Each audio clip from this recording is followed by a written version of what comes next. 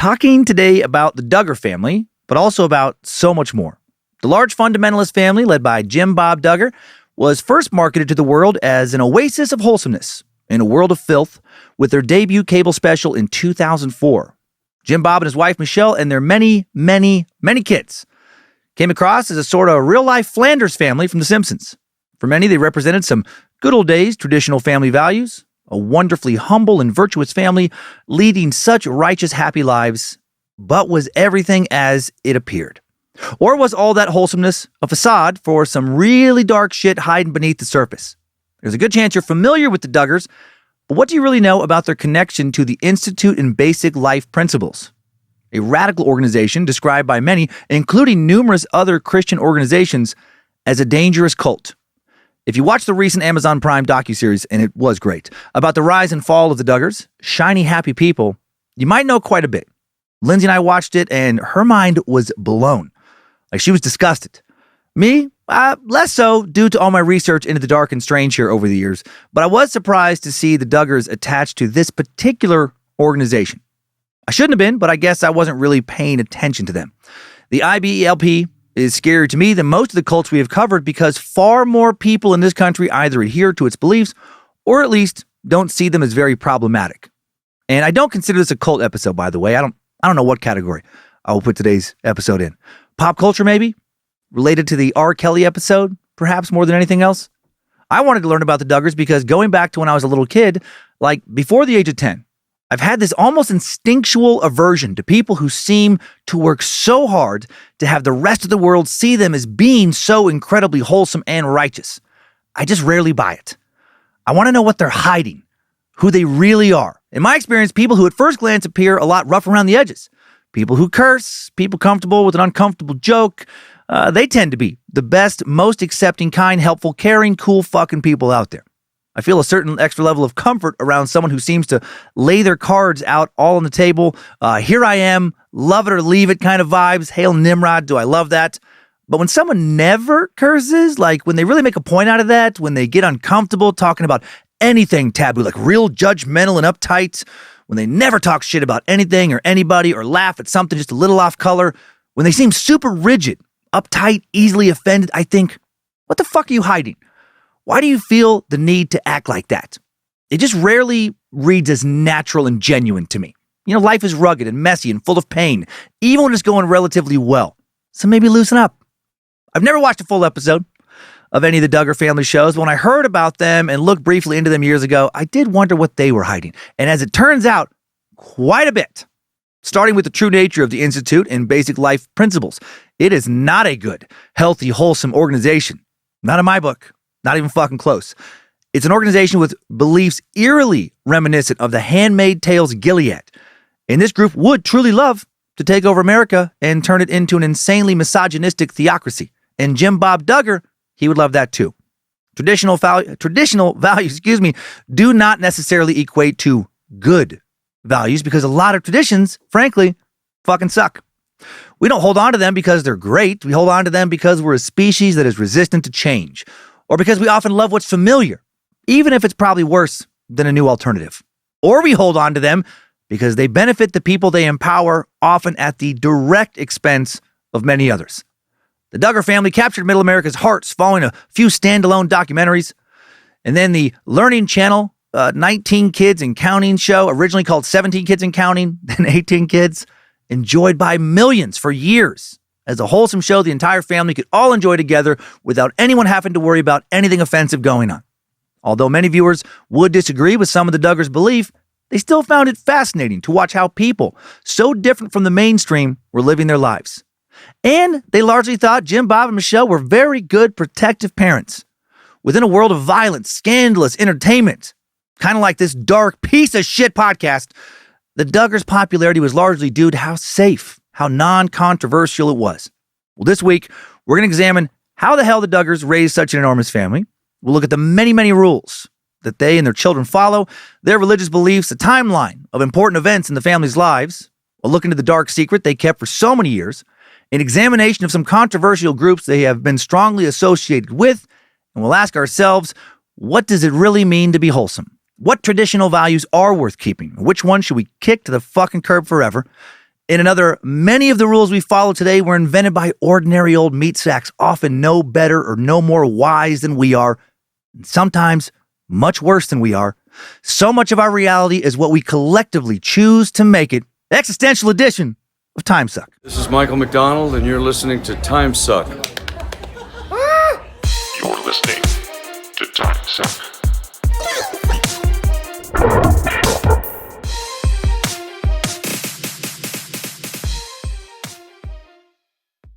Well, happy Monday, meat sacks. Welcome or welcome back to the Cult of the Curious. I'm Dan Cummins, Suck Nasty, curator of the John Bon Jovi Korean War exhibit at the World's Coolest People Hall of Fame Museum. Dabbler in the occult, still very frustrated with Barry the Demon. And you are listening to Timesuck. Hail Nimrod, hail Lucifina, praise Bojangles, and glory be to Triple M. My buddy Pat House, many of you have come to my stand-up shows over the years. You have seen him open up for me. Well, he has a new stand-up special on YouTube, live from the day job. He recorded it at his day job as a bartender. Go check out some very funny free stand-up when you have a chance. And speaking of free, I have something better than free. Would you and your family like some help getting presents for the kids this holiday season? Let the 5th annual Bad Magic Giving Tree begin. Like all the previous years, we will be using the December Patreon donation to kick it off. We hope for that to be about $13,000 if the Space Lizards stick with us. If any fans would like to donate to the cause, as they have in years past, we are again only accepting Amazon gift cards. And just like the years past, we will be matching any and all additional donations you make up to $13,000. Every little bit helps. $5, $10, it adds up quickly. If you'd like to donate, go to Amazon.com, purchase a gift card. When you fill out the box of whom to send the gift card to, you enter the following email address, givingtree2023@badmagicproductions.com.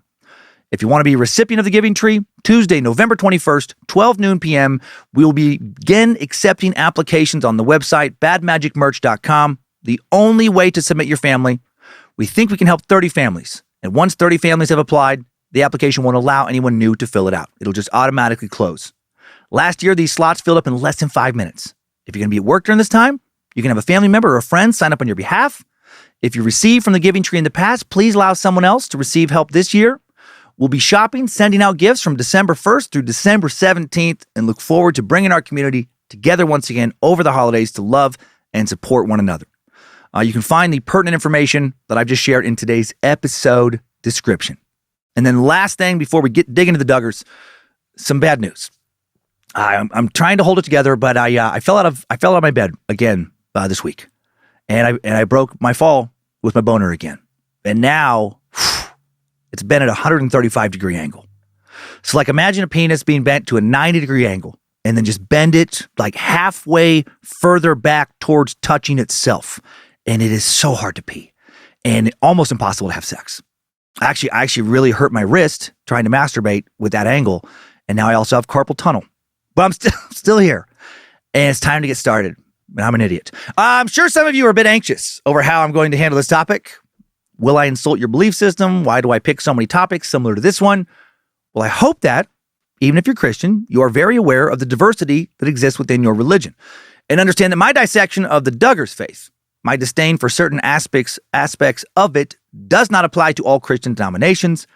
And if you're sick of me touching on subjects that do heavily involve religion and don't understand why I keep coming back to the same well, let me explain. I've ended up picking a lot of topics examining Christianity, not really looking too originally. It's just I am fascinated with religion, but more fascinated with our culture. And you just can't understand American culture without understanding the most important religion in America that has shaped the culture more than any other ideology by far. Right? One nation under God, and that God here in America has always predominantly been the Christian God. Did you know that every single U.S. president, without exception, has identified publicly as being Christian? I don't think some of them have actually been Christian, but they've at least said they are. It's that important here in America. Thomas Jefferson, Abraham Lincoln, Donald Trump, William Howard Taft, arguably the 4 least religious of our presidents, have at least identified as being some form of Christian. Only 2 presidents have ever not been sworn into office using a Christian Bible, Teddy Roosevelt, John Quincy Adams, but not because they hated it. Both of them also identified as Christian. And as an intensely curious person, Cult of the Curious for fucking life, with or without this show, trying to figure out why my neighbors act the way they do, why we think the way we think, why we vote the way we do, why we get offended at this or that. I have to understand where many of us are coming from in the sense of core belief systems. Belief systems often very different from my own. I was raised around Christianity while I had a Christian pastor for a grandfather and would be asked to attend church when he was around. Outside of that, never taken to church by my family. Never went with my parents, just because it was important to them as far as I can remember. My mom's side of the family, largely atheist, but I would go with some of my friends growing up to church, their churches. I still sometimes to this day attend a religious service, and this may surprise you, I actually enjoy myself. I love a good sermon. Might not believe the motivation to give it, but I can respect and appreciate the message and still feel moved by it. And I can respect why everyone around me is gathered around, to congregate, to hopefully find answers to life's toughest questions, right? That's where curiosity leads. Eventually, I think the most important human questions are the ones we meat sacks have grappled with the most since whenever we became sentient are the ones related to the very nature of our existence. How did we get here? Why are we here? What happens to our consciousness when we die? What does it all fucking mean? Right, I was born curious about all this. My parents say the first sentence I ever learned to speak was a question. What's that? What's that? What's that? What's that? I asked it constantly to the point I drove my parents and grandparents fucking crazy. They still laugh about it. Those that are alive anyway. I asked so often my dad would give me question quotas for a while. Like, you got 5 more questions for the rest of the day. Pick them wisely, just to get me to shut up a bit.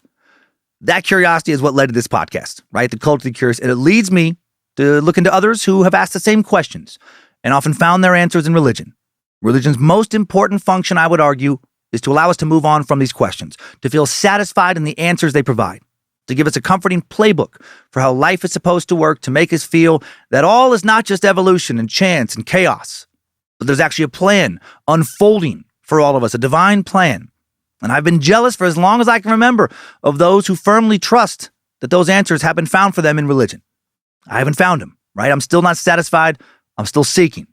And while the answers the Duggars found in their religious beliefs do not resonate with me, they do help draw me into their story. So that's where all this is coming from. Curiosity. It's where it comes from every week, right? What's that? What's that? Why? What's that person doing? What's that person believing? Why? Why can't they seem to see how harmful their belief system blatantly is to so many others in certain cases? Or to themselves? Why do they continue to cling to these beliefs and push them on others when the beliefs seem to bring about so much unnecessary pain and confusion? Why? I hope I never lose interest in asking these questions. I hope I never just shut my brain off and think, who cares? So that's why we're here, to do a lot more than just poke fun at some reality TV stars, but that's going to happen a bunch too. Let us begin.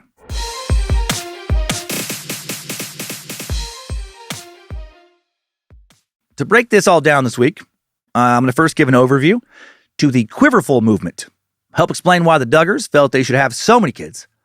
Then we'll meet the Duggars themselves, learn their names, where they come from, what they believe, how do they run their household, how do they raise their kids, what are their religious beliefs. Then we'll jump into a timeline that leads pretty quick into their rise to reality TV fame.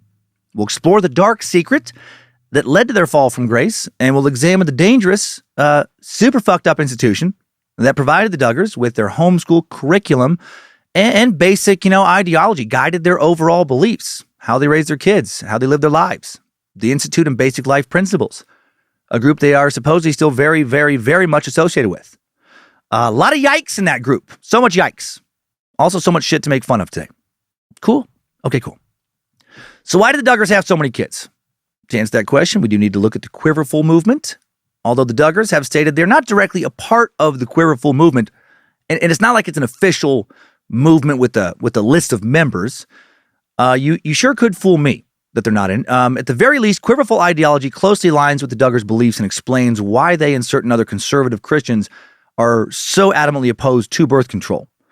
Quiverful is a theological position held by some conservative Christian couples who belong to Christian denominations that see large families as blessings from God, right? It originates in the book of Genesis 1:28, and God blessed them, and God said unto them, be fruitful and multiply. I'm sure you've probably at least heard that last part. Well, the actual name Quiverful comes from Psalm 127. Like arrows in the hands of a warrior are sons born in one's youth. Blessed is the man whose quiver is full of them. So get to fucking. Yeah. Fuck off and come hard, Christian warriors. Only come inside your wife's vagina. And only then, when the goalkeeper has been removed, shoot that shot, player. Right, that's the gist. Birth control is strictly prohibited in quiverful families. Even the natural family planning method is strongly discouraged. They believe that God will give you the number of children you are meant to have. Quiverful Christians believe that God controls a woman's fertility directly. And because of that, using protection during sex is interfering with God's plan. But does he have that planned out for us? I mean, it really makes me question how invested God is in us having a specific amount of kids if the same God who is, planning, telling us how many kids we're going to have, also has made us smart enough to figure out how to, circumvent the reproductive process. But while data over the decades estimates that the true number of quiverful families are in the low thousands to low tens of thousands, the movement has influenced far more Christians than those numbers. So where the hell did this movement come from? Having as many kids as possible was common practice, for most families, almost all families in earlier centuries, so there wasn't need for a movement like this. This movement was born in response to modern birth control. Right after the first FDA-approved birth control pill showed up in 1960. Now this was a question we had to grapple with. The quiverful movement would begin, in response to the pill's widespread use in the following decade. During the sexual revolution of the 60s, conservative churches across America began to denounce the birth control pill, claimed it did not adhere to biblical law. And then the following decade, in the 70s, specifically 1977, quiverful movement proponent Nancy Campbell began writing articles for her magazine, Above Rubies. Her writings glorified stay-at-home mothers who had lots of kids. She also published a book called Be Fruitful and Multiply, in which she wrote, "The womb is such a powerful weapon. It's a weapon against the enemy." Essentially, the more kids you can have, the more warriors in God's army there will be to defeat the great adversary. That is the basic reasoning there. More warriors to push back against those who question religion like me. More warriors to vote and turn their chosen nation into one truly ruled by biblical principles. Nancy Campbell and Mary Pride were the unofficial leaders of the quiverful movement. The movement, again, just a belief system, not an actual organization of any kind. And it started in the 70s. Mary Pride would publish her most influential book that same year, the same year that Margaret Atwood published The Handmaid's Tale in 1985. The Way Home Beyond Feminism Back to Reality. Pride chronicled her journey from feminism to happiness. And actually, The Handmaid's Tale, a book many of you know I am fascinated with, was written in response to the ideology behind the quiverful and similar theological movements. Margaret Atwood has said publicly that The Handmaid's Tale was inspired by movements exactly like quiverful. She said the novel is speculative fiction, offering a satirical view of various real, social, political, religious trends that the U.S. was experiencing that were bothering her in the early 1980s and late 1970s. The novel was written to illustrate what these ideological movements would look like if they were taken to their logical end. And that end, especially if you've seen the show on Hulu, not pretty. Not pretty, especially for girls and women. And the beliefs of the Duggars, also not pretty for girls and women. Holy shit. We'll dig into that. Back to Mary Pride, she converted to conservative Christianity in 1977. She learned about the biblically mandated roles of wives and mothers, to have children, to stay in the home, to live under the authority, to submit, Lindsay, have some subservience to their husbands. I'm saying that in a joking way, but I'm not joking. Mary loved this role. And I would say, if you love that role, fine if it makes you happy, if you're choosing it. I'm not opposed to anyone choosing to live in this quote unquote, traditional gender role. As long as they also understand that, there's no shame if they don't want it, right? Lindsay loved not working for a year and running our house when we first got up to Idaho. And so did I. I'm glad we work together now, but for a while, that was not the plan. She didn't jump into podcasting because it was a dream of hers. She did it to help me grow our business, and we couldn't afford to hire anyone else. I'm very grateful, but she would have been very happy to stay at home and not work. And she had some friends she used to work with in LA, work with in production, guilt trip her, look down on her for wanting to be a traditional stay-at-home wife and mom, like that was anti-feminist or something. And she and I both thought and continue to think that's pretty fucked up judgment. She wasn't doing it because I forbid her to work outside the home. She was doing it because she truly loves creating special memories for family and friends, making her home feel special. She loves cooking, loves baking, taking care of her family. That shit just makes her very happy. And if it makes you happy, fucking go for it. And fuck people who don't understand you. but you shouldn't have to do it, right? And that's what Mary was advocating. Mary would take this, opposite and equally unnecessary view that some of Lindsay's friends took, that working outside the home was a terrible thing for a woman to do. If you're doing that, you're a bad mom. You're a bad woman, essentially. You're hurting your family. In Mary's opinion, a domestic subservient life was the only life, that married Christian women should live. But modern evil feminism teaches Christian women that they can live, outside the home, that they can have a different purpose to their life. Tricks them into thinking shit like their opinions and thoughts are as valid as a man's. Fucking crazy, right? Teaches them they could be the primary breadwinner of their home. What? A lady with a little lady brain? It teaches them that they don't have to have kids if they don't want to? Excuse me? What was that? Speak up, harlot. Teaches them to accept birth control as being an acceptable option in life should you choose to use it, and various options just don't work for the simple Simon binary thinkers the world has always been loaded with, right? Complex, nuanced thinking. It's just too much work for the billions of lazy thinkers. Pride backed her hardline stance with several Bible verses, her favorite being Psalm 127, verses 3-5. Lo, children are an heritage of the Lord, and the fruit of the womb is his reward. As arrows are in the hand of a mighty man, so are children of the youth. Happy is the man that hath his quiver full of them. They shall not be ashamed, but they shall speak with the enemies in the gate. And that is the King James Version, of course, which the quiverful movement only uses. And when I first read that verse, my brain did turn low, L-O, into L-O-L. It's a very different read when it starts with LOL. It gives it a very different vibe. LOL! Children are heritage of the Lord? Get the fuck out of here. Mary Pride wrote, God commanded that sex be at least potentially fruitful. That is not deliberately unfruitful. All forms of sex that shy away from marital fruitfulness are perverted. No blowjobs. Oh boy. That verse has led to a lot of misery. Truly, that interpretation. Right? It's led to so many women who either didn't want kids or didn't want as many as they ended up having, becoming essentially broodmares.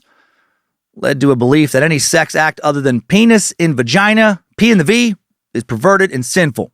So all masturbation, all homosexual sex, and also most heterosexual sex acts, dirty and perverse. Now, what a bummer. What a bummer, because there's so much more than P in the V. So many very fun ways to have sex. Hail Lucifina. Right? This belief has led to shit like anti-masturbation sermons. I had a friend growing up who went to, heard one of these sermons. We went to some camp over the summer, bragged to me how about he's never going to masturbate again. Went on about the evils of jerking off. I'm not sure where that guy is now. Hopefully not serial killing. Hopefully not in prison for fucking snapping, committing some sex crime because he was just so horny and sexually frustrated and had so much shame and guilt and anger. It's a natural urge. It's literally medically healthy in a variety of ways. If all of the world's dudes stopped masturbating and felt shameful about it, holy shit, we would live in a fucking violent nightmare. Mass shootings, rapes, probably increased by, about 1,000,000%. The world would become reminiscent of The Walking Dead, just replace zombies with very angry, crazy, horny dudes. No, thank you. Anyway, a lot of Christian women were inspired by Pride's book and spread the movement through their churches and other social networks. Various pastors began giving sermons supporting the quiverful movement. Charlie D. Provan's 1989, The Bible and Birth Control, was another popular quiverful book. Then Rick and Jan Hess wrote a full quiver, Family Planning and the Lordship of Christ, in 1990. They emphasized that children were not to be viewed as a financial burden. Don't even think about money. Just fucking pop them out. If a couple chooses to control their fertility, they have offended thy Lord. They have rejected blessings from God. Just have those babies. Have faith that everything will work out, even though in today's economy, probably won't. Honestly, probably won't work out. Quiverful Christians believe that if a man or a woman is infertile, they have an empty quiver. Yeek. That doesn't sound nice. I had a vasectomy back in 2015. My quiver's dry as shit. Nothing but dust. These nasty old devil balls. Let God decide how many kids you have. If you're having fertility trouble, pray for a miracle. Do not do in vitro or anything similar. That is also preached. Infertility treatments seen as interfering with God's plan. So my son Kyler, he is the product of in vitro and fertilization. After my ex-wife and I had several miscarriages, which means he is an abomination, which explains so much. He's fucking weird. I've always thought he was kind of cool weird, but maybe not. Maybe a little devil weird. Maybe punishment for fucking with God's plan. Adoption accepted as an alternative to having biological children. Quiverful Christianity also supports biblical patriarchy, homeschooling, homesteading to avoid worldly influences. Separate your family, right? Get out there in the woods. Don't let your kids interact with anybody else. That'll really prepare them for a nice, healthy, and happy life. Quiverful Christians also feel a duty to multiply to ensure Christianity stays strong across the world. And hopefully, if it gets strong enough, it can take over the world country by country, building one theocracy after another, kind of exactly like The Handmaid's Tale. Catherine Joyce, author of Quiverful, Inside the Christian Patriarchy Movement, told NPR years back, they speak about if everyone starts having 8 children or 12 children, imagine in 3 generations what we'll be able to do. We'll be able to take over both halls of Congress. We'll be able to reclaim sinful cities like San Francisco for the faithful. And we'll be able to wage very effective, massive boycotts against companies that are going against God's will. Looking at you, Bud Light. Right? That kind of shit. I don't feel like she used San Francisco as a random example there either. I think I know why she picked it. If you're not already sitting down, you're going to want to. I have heard from trusted sources. I've seen with my own eyes a lot of debauchery there. I've also heard there's quite a bit of poop hole loopholing. A lot of man butt poop hole loopholing. A lot of man-to-man kissing, cuddling. Also, don't get mad at me for saying this. I'm just a messenger. A lot of lady-to-lazy scissoring and muff diving goes on down by the bay. Sitting down by the docks of the bay, eating puss. No, thank you. Be gone, Lucifina. But maybe let me respectively watch from calling the jerk off soft shame cock and bottle no one. Maybe then we wrestle. Yeah, Chikatilo, he loves San Francisco. Although they share similar beliefs, the Duggars insist they are not part of the Quiverful movement, though. Jim Bob wrote in his book, A Love That Multiplies, we are simply Bible-believing Christians who desire to follow God's word and apply it to our lives. But they are heavily involved with the Institute of Basic Life Principles, and the IBLP does share a lot of Quiverful movement beliefs in its more structured, more complicated ideology. And again, more on the IBLP and the timeline. When the Duggars got married, they figured they would have 2 or 3 kids and be done. Initially, had their first child. They decided to wait a while before trying for another. They got on the pill. So, trouble's brewing. And Michelle will be devastated by the miscarriage of their second child because of that pill. She found comfort in the Bible, specifically Psalm 127, verses 1 through 5. She and Jim Bob prayed together, asked God to give them as many kids as he desired them to have. And they would go on to have 19 children, 10 boys, 9 girls. Michelle would become pregnant about every 18 months, with a few exceptions.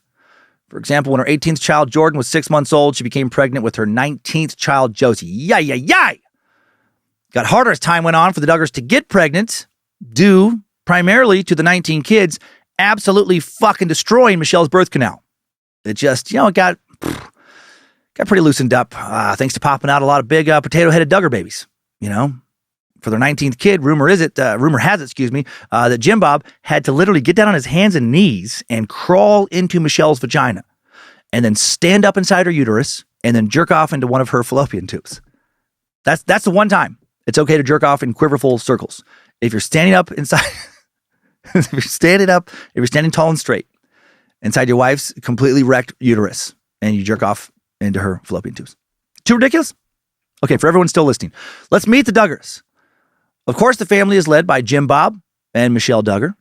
First child they had was Josh Duggar, bane of their existence, destroyer of the Duggar brand. He was born March 3rd, 1988. He'll get married to Anna Keller, and now they have 7 children. Mackenzie, Michael, Marcus, Meredith, Mason, Mariella, and Madison. I see what you did there. Next 2 kids were twins for Jim Bob and Michelle, Jana and John David. Born January 12th, 1990. John David married to Abby Burnett. They have 2 kids, Grace and Charlie. Whew. John David, 33 and only 2 kids. Ooh, I can't prove it, but it feels like someone's been jerking off. Not focusing on the right hole. Whew. Okay, all right. Jana, 33, still not married. Whoa, what the fuck? Ugh. Next, daughter Jill. Born May 17th, 1991, Jill married to Derek Dillard. They have 2 kids, Israel, Samuel. Jessa Duggar, born November 4th, 1992. Jessa married to Ben Seawald. They have 4 children. Finally, someone else taking this shit seriously. Spurgeon, Henry, Ivy, and Fern. Then there's Ginger, with a J. born December 21st, 1993, married to Jeremy Viholo. I don't know. They have 2 kids, Felicity and Evangeline. So probably doing something wrong. Next is Joseph, born January 20th, 1995, married to Kenra Caldwell. Have 4 kids. Good. Progress. Garrett, Addison, Brooklyn, Praise, and Justice. Okay, different letters. That's weird. Disrespecting their parents. Josiah, born August 28th, 1996, married to Lauren Swanson. They have 3 kids, Bella, Daisy, and a new baby boy whose name has not been publicly revealed as far as I know. Next, Joy Anna Duggar, born October 28th, 1997, married to Austin Forsyth. 3 kids, Gideon, Evelyn May, Gunner. After Joy, another set of twins, Jedediah, Jeremiah. Sounds like a fucking tag team wrestling duo. We got Jedediah and Jeremiah coming off the top ropes. Born December 30th, 1998. Jedediah married to Katie Nakatsu, and they have 37 kids. They've been averaging 1 kid every 2 to 3 months. Not sure how they do it. Probably a lot of fallopian tube masturbating. Probably a lot of that wall. There's already 1 kid in the womb. Probably fucking crawl in there, push him aside, get another kid going. Now they have 2 kids, Truett and Nora. Jeremiah, only 1 kid, so he's a piece of shit. Brinley Noel with his wife Hannah. Not sure what their deal is. And then there's the youngest Duggars, no kids yet.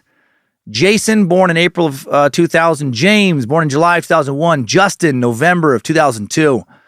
Justin married to Claire Spivey, and there have been rumors in some fan forums that Justin may be using condoms. And I hope, for the sake of his everlasting soul, that is a lie. That's a dirty lie. After him, Jackson, born in 2004. Johanna, born in 2005. Jennifer, 2007. Jordan Grace, 2008. And Josie, the final 19th kid, born in 2009. Josie is already married to Richard Johnson, and the 14-year-old has 17 kids. No, she only has 3. No, she has no kids, and she's not married. I hope not. Duggars also live with Tyler, their great nephew, born February 10th, 2008, adopted into the family and sometimes referred to as the 20th Duggar. If you're wondering why all the J names, Michelle has an answer for you. They named their first child Joshua because they like the story of Joshua in the Bible. And then when twins Jana and John Dave were born, they decided to give them J names too. And then when Michelle was pregnant with baby number 4, she and Jim Bob decided to fully commit to J names. There you go. Now let's take a look at life in the Duggar household. All the rules their children and them try and follow. So many rules, so many rules crack me the fuck up. And of course, some of their religious beliefs followed by a timeline of important events in the family's history, which will include a side dive into the Institute of Basic Life Principles. What is life like in the Duggar household? Using mostly past tense here, since while I imagine their days are still a lot like this, I don't know for sure, since the show was canceled in 2015. A typical day would start with early morning Bible study followed by personal hygiene time. Interesting.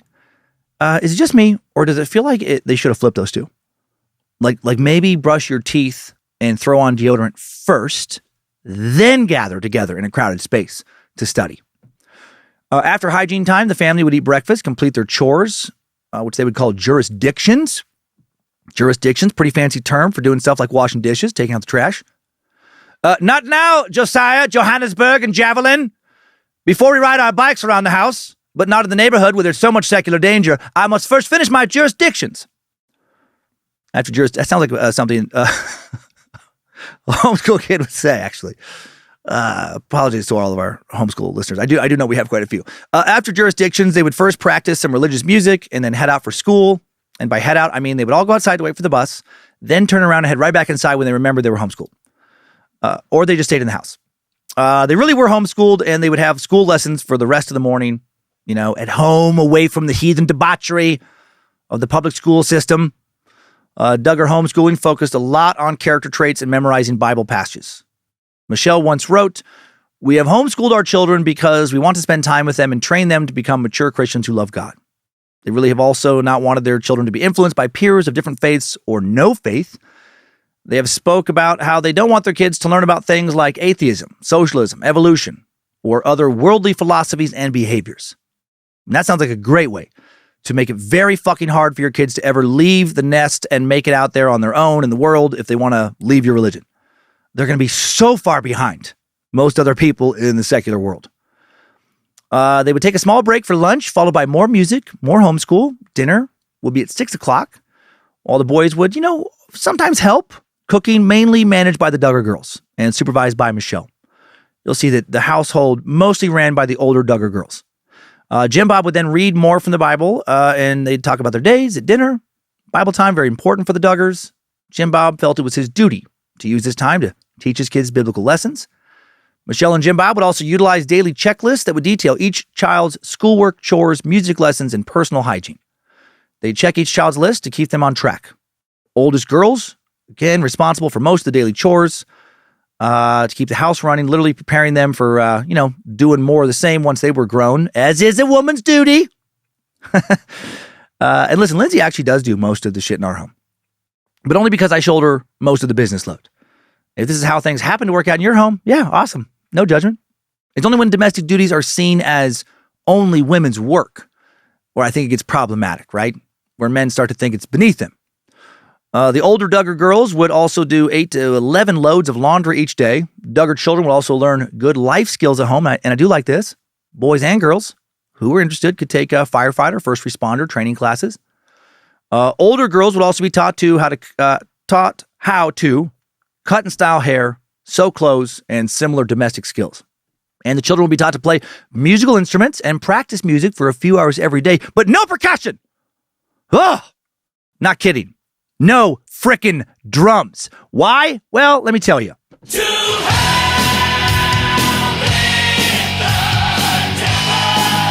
Not kidding. Bill Gothard, founder of the Institute of Basic Life Principles, taught followers that drums are the devil's favorite instrument. A lot of fundamentalist Baptist organizations have truly forbid drums. That beat, you watch out for that beat. It's going to get you in trouble. It's going to get your hips moving, going to get your body shaking in flirtatious, tempting ways. Ugh. Oldest girls would also be in charge of the toddlers.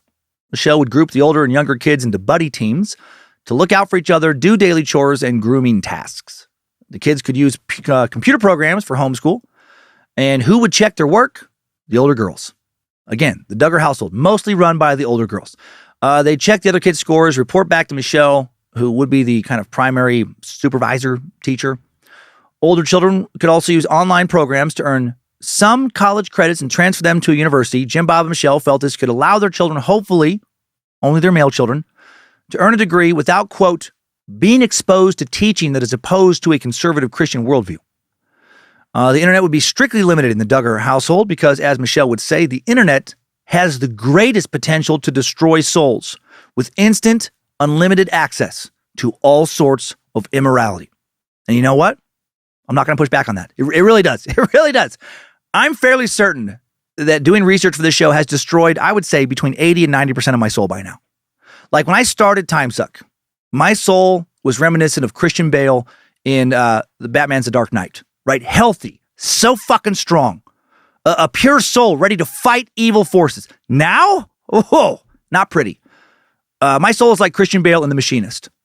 Very weak, very unhealthy, sleep deprived, starving, paranoid, and unstable. Now when people see my soul, they're like, "Are you sure you're okay? Your soul's not looking so good."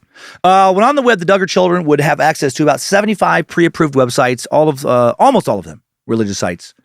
If they wanted to research something, they would have to have an accountability partner sit next to them. Only Michelle and some of the older girls would know the internet protection password. And so they would have to sit with their older sister or their mom and make sure that, Satan's pop-up ads for single, mature, sexy ladies in your area looking to hook up don't show up on the screen. Get out of here, Lucifina!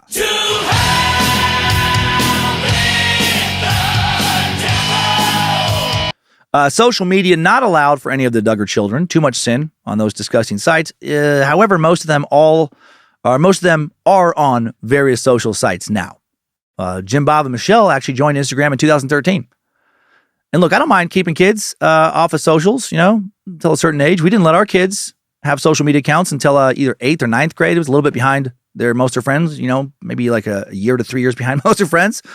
With the Duggars and similar people, I just find it a bit hypocritical.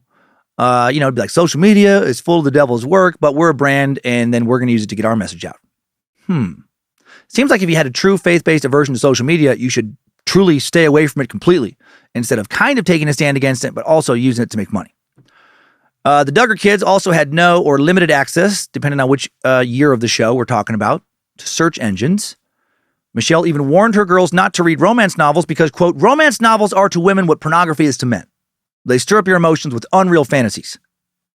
Okay, actually, I don't hate this. I mean, both do present pretty unreal fantasies and can make real life seem less than by comparison. So you do have to keep that in mind. Jim, Bob, Michelle would allow their kids to watch TV, but not much, not many programs.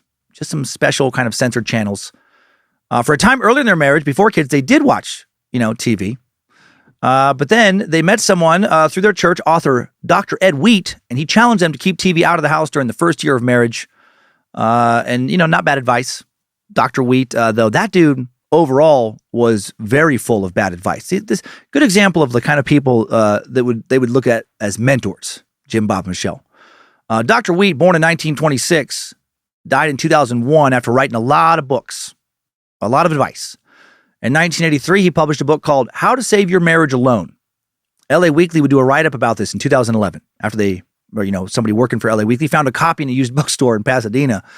And the article about this book was called The World's Saddest Self-Help Book. And it is pretty sad. Here are some excerpts. The special advice I have for you will run counter to everything the worldly mind teaches, and it will go against your own nature to do it. Red flags. This one is fucking terrible. This is terrible advice. Fucking horrendous advice. Totally avoid criticism of your mate. Accept whatever your partner is doing. Whatever. Literally whatever. Without comment or histrionics. Do not even suggest a secret disapproval. You must be prepared to respond in a loving way, even to a continuing infidelity. Your only option is to become the husband or wife God has commanded you to be in Scripture. God wants you to be a cuck, right? And to apply every principle of behavior from the Word of God to the day-to-day challenges of your situation. You may well save your marriage. Without question, you will enjoy God's blessing and favor. You have the opportunity, if he is still coming home at least part of the time, to show him genuine sweetness with no bitter aftertaste and the gracious, stable serenity that only Christ can give. Your behavior can remind him of the continuing joy and dignity of remaining as the head of the family, in contrast to the social, spiritual degradation that biblically is promised to the man who casts his lot with an adulteress. You catching the message? Doesn't fucking matter what your spouse does. Constantly cheating on you, maybe bringing home incurable STIs. Don't fucking mention it. Don't bring it up. Right? You fucking wear that herpes sore with pride. And since you should totally avoid criticism of your mate, you shouldn't complain if he hits you. Emotionally abuses you. What? Just stay. You just stay in an abusive, degrading situation no matter what. Because you're going to get God's blessing. Do I have to spell out the domestic fucking horror shows this mentality directly leads to? Anyway, back to the TV. In 1985, the Duggars purchased a TV and felt that they became addicted to it, which I get. I mean, there's so much good shit to watch. If I didn't stay busy with work, I would love to be addicted to TV. And little bits and pieces. I just finished the Fall of the House of Usher on Netflix. Loved it. Wraps up very well. Anyway, they felt they watched so much that their marriage suffered. When they did bring it back, they were real selective about what they watched, how much they watched, and later super selective about what they would allow their kids to watch. They would allow their kids to watch presidential speeches and other important historical events on TV. Duggar kids not allowed to watch reality TV unless it was rough cuts of their own show on a computer, so the kids wouldn't have to, possibly see the horribly sinful commercials that provided the monetization of their own fucking show. They looked down on commercials that paid nearly all of their bills, and that is the height of hypocrisy. Right? Commercials are disgusting. Let's get rid of them. What? Oh shit. If we did that, the money train would fall off the tracks? Oh, I see. Okay, well, we'll keep them. We'll keep them. Hopefully we'll get a lot more of them, but never will my kids watch them. The Duggar kids did not care about their rough cuts, though, so they didn't really watch them. They weren't interested in videos of themselves, which I get. I was never really interested in watching videos of them either after seeing a few scenes. Jim, Bob, and Michelle said on their show that they had 4 primary goals for their kids: have a close relationship with God, learn to listen to God's voice and follow his plan, confess their mistakes to God and whoever they have wronged, serve others, and express gratefulness. That all feels like mostly one goal. Respect was one of the most important values taught in the house. Number 1, respect God's laws. Number 2, respect and be obedient to your parents. Respect your older siblings. Almost equally important to respecting your parents. Be obedient to them. This will be problematic later. For example, the Duggars allowed the older kids to pick their seats in the car first, so the other kids would learn to defer to elders. This deferring of elders, yes, will get problematic when it comes to sexual predator Josh Duggar, the oldest fucking Duggar kid. How did the Duggars get around? Multiple vans or a large school bus? If the family wanted to go on a trip, they would need about 10 suitcases, which apparently would usually weigh between 400 and 500 pounds. And who would do most of the packing for a big trip like that? Well, the older girls. I feel like my daughter Monroe has no fucking idea how easy her childhood has been. She's never packed for anyone but herself. She's almost 16. She doesn't cook nearly any of the meals. She doesn't do hardly any of the laundry. Nothing. I failed her. Michelle and Jim Bob said that their home was about a lot more than rules. They tried to build up their kids through praise, which I do like that mentality. Jim Bob said, praise your children 10 times more than you correct them. The Duggars would generally try to avoid praising outward appearance and instead focus on praising good character, which is very nice. I agree with Jim Bob and Michelle there, that philosophy. Michelle and Jim Bob also preferred to praise character in front of others, but discuss wrongdoings privately, which is also nice. They would talk about the consequences of actions, how to fix the situation where you've messed up. They'd make their kids go back and apologize to whom they hurt, taught their kids to resolve their own conflicts for non-serious issues, which is great. A lot of people would think, how did Michelle not lose her temper with so many kids running around the house? Well, for starters, she made her older daughters do most of the child rearing. So that's like, one way not to get as mad at your kids if you have someone else taking care of them. Also, she had a daily mantra. She'd wake up each morning and strive to present a, quote, pleasant, optimistic demeanor. She also memorized 2 verses, Proverbs 15:1. A soft answer turns away wrath, and James 1:20. Or the wrath of man worketh not the righteousness of God. And this makes it sound like the Duggars on the show, were not big disciplinarians, which they weren't when the cameras were rolling, right? Cameras never captured strong discipline. But in recent years, the grown Duggar children, some interviewed for the recent Amazon Prime documentary, Shiny Happy People, have reported some disturbing acts of punishment, discipline methods taught by the Institute in Basic Life Principles, such as blanket training. This is so fucked. This is so fucked up. Blanket training is used when children are barely old enough to crawl. And what you do is the baby is laid down on a blanket, little baby, toy placed just out of their reach. And you tell the baby, not to go for it. And then every time the baby reaches for the toy, you smack them on their hand. Give them a little painful smack on their hand, hard enough to make them recoil. And you just keep doing that until eventually the baby won't try to grab the toy they love.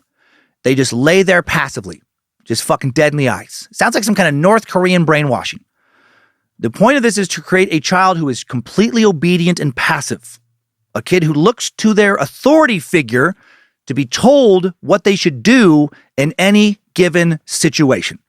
Multiple Duggar children have said in recent years that they basically lived in constant fear of disappointing God by not being perfectly pure and obedient. They were terrified of conflict. Standing up to authority figures, was just a no-no. You don't do that. It would feel like you were upsetting God. And that's a great way to create a kid who, might just quietly accept, say, sexual abuse. So how did the Duggars financially support such a large family before their first show launched in 2004, the first documentary? It was years later after that when they got the 19 kids and counting. When Michelle started having babies in rapid succession, her family was very concerned about both her health and her and Jim Bob's ability to take care of so many kids. Jim Bob and Michelle said they were able to take care of their family mostly by living very frugally. They said their family motto is buy used and save the difference. They would buy in bulk, buy used items, buy items at yard sales. Okay, yeah, not a bad plan. Jim Bob also owned multiple businesses, including a used car lot and towing business. He followed in his mother's footsteps by buying, selling real estate, renting out commercial properties. Duggars would also frequently talk about Jim Salmon's Financial Freedom Seminar as a reference for a godly view of how to manage debt and money. Jim, a board member for the Institute in Basic Life Principles, may still be. Seems to be, for that world, a fairly decent guy who at least helped oust Bill Gothard, founder of the, IBLP, after a bunch of sexual abuse allegations came to light. Jim Bob and Michelle started committing to a debt-free lifestyle in 1990. Duggars would spend about $3,000 a month on groceries, would shop every month at bulk grocery stores, then make smaller weekly grocery trips. Typical day of food, at the height of their family might consist of 3 dozen eggs, 5 pounds of turkey bacon, 20 biscuits, 10 oranges, 4 pounds of grapes, 3 loaves of bread, 4 pounds of sloppy Joe meat, 3 pounds of green beans, 3 pounds of potatoes, 2 watermelons, 2 family-sized bags of lettuce, 4 pounds of spaghetti noodles, 3 loaves of bread, 2 pans of brownies, and a gallon of ice cream, which sounds pretty damn delicious, actually. Also, regarding family finances, as soon as each kid got married, they would be expected to be completely financially independent. Jim, Bob, and Michelle spent a lot of time teaching their kids about money, so they'd be prepared for that. Jim Bob would say, "We have raised our sons a little differently from our daughters. We provide more financial support for our maturing daughters than we do our sons. For example, we have provided our older daughters with cars when they get old enough to drive. The boys have to work to earn their money because we want them to feel the pressure of needing to support themselves so that someday they'll be ready to support their families." Cool. So the boys will be taught to be self-reliant and the girls will be raised primarily to be wives who cannot fend for themselves. We have not done that. We have tried to raise both Kyler and Monroe to need no one else to take care of them. And Lucifina gave me a huge thumbs up for that. The Duggars would save money at Christmas by having their kids do a gift exchange with their own money. Jim, Bob, and Michelle would buy each child one gift and would try to focus on the true meaning of Christmas, Jesus' birth. Now let's talk about the Duggars, how they view gender roles, even though I think we have a pretty good idea already, but let's look further. Jim Bob wrote in their 2009 book, The Duggars 20 and Counting, Raising One of America's Largest Families, how they do it. We believe God made women and men with unique qualities, strengths, and weaknesses. Men are not superior to women.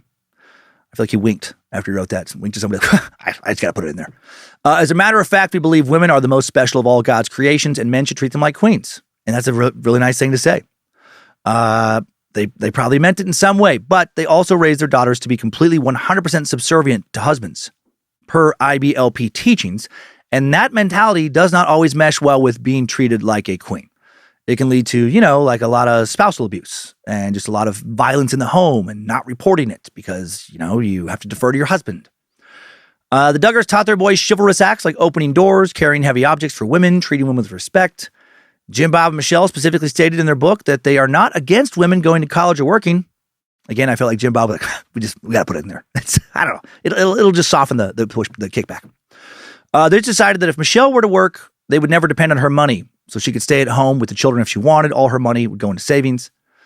Otherwise, she would stay home and help Jim Bob part-time with his business. Jim Bob and Michelle did encourage their daughters to have careers, kind of, until they have kids. They said, or they wrote, once they're married and having babies, we hope they will make their families their number one priority and will stay home to nurture their children. And if that's what you can do, yeah, it's fucking awesome. Good for you. It's great for the kids. Just interesting that is not presented as an option for men in their ideology. Right. And I say that as someone who is more work focused than my partner, married to someone who has no problem being more home focused. Lindsay and I actually do happen to fall into very traditional roles. My ex-wife, though, the opposite. Corporate climber, fucking killing it in the corporate world. My kid's stepdad, he stayed at home the past few years. And the kids have thrived in both of those environments. And I'm glad they've seen that difference. The Duggars also insist that men romantically interested in their daughters have to ask Jim Bob for permission to court their girls. And then either this shit gets pretty entertaining. Then he or Michelle will be present with them on initial dates, which are not actual dates. They're courtship meetups, old school hardcore chaperoning, young couple never to be alone together. And not just so they can't have sex, but also so they can't kiss, make out, go on regular dates, anything. As you'll see, this is pretty insane. The Duggars have written about their beliefs on courtship on their website, saying, the process of courtship seeks to avoid many of the pitfalls that often exist in a more self-focused dating relationship. Courtship is a commitment to honor God and one another with purity in your words and actions. The purpose of courtship is to determine if a couple should get married or not. All the children are told that sex is only for married men and women. Then girls and girls alone are encouraged to wear a purity ring to let any potential suitors know that they're not damaged goods, right? They have fresh, clean puss. Not some old fucking nasty sack of puss meat. Looks like somebody's Arby's roast beef sandwich that they ate half of and then forgot the other half and left it on the counter for a couple of days. Now it's looking a little rancid, a little sketch. Not really kidding about this. Jim Bob would also teach the kids the following horrific lesson. I read this to Lindsay when I was working on this, And she was like, what? Are you serious? Here's a lesson he would give the kids. He would say, imagine that your parents are going to surprise you and give you a brand new bike for Christmas. 2 weeks before Christmas, they buy your bike and hide it. But then the boy next door sneaks into the shed and borrows your new bike. He stunt rides it up and down the back alley. On Christmas morning, your parents lead you out to the shed and reveal the special gift they bought for you. You're all shocked to see that the bike looks like it's been thrown off a cliff. It looks worse than something you would have bought at a garage sale. I'm sure you would still be grateful for the bike and you would still have fun riding it, but it won't be in the condition your parents had hoped and dreamed it would be when you received it. And that's in that same way, we don't want any boy or girl to come and steal your purity. Holy shit. Well, hello diddly do, kiddos. Time to talk about your purity. Girls, think of your bodies as being bicycles and think about your future husband wanting a shiny new bike to ride on his wedding night. But he won't get that if you've been letting every Tom, Dick, and Harry from the neighborhood hop on your bike and jump it off of curbs and ramps and half pipes and stuff. And now your handle breaths are all grimy from all those fellas holding on for dear life, and your seat hole's all worn out and dry and cracked like it's been laying out in the sun at the junkyard for weeks. You know, who wants to ride that bike? All your value is in your puss, ladies. The rest of you doesn't fucking matter. Right, that's the basic gist of that message. Now let's talk about actual dating.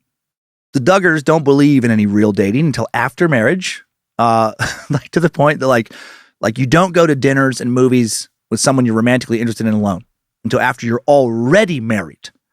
And since you consummate your marriage on your wedding night, you go from not having kissed someone or have been on a regular date with them ever to fucking them and immediately trying to get pregnant and then living with them and being responsible for providing for them or handling all the domestic duties, doing whatever your husband wants in just like a matter of a few hours.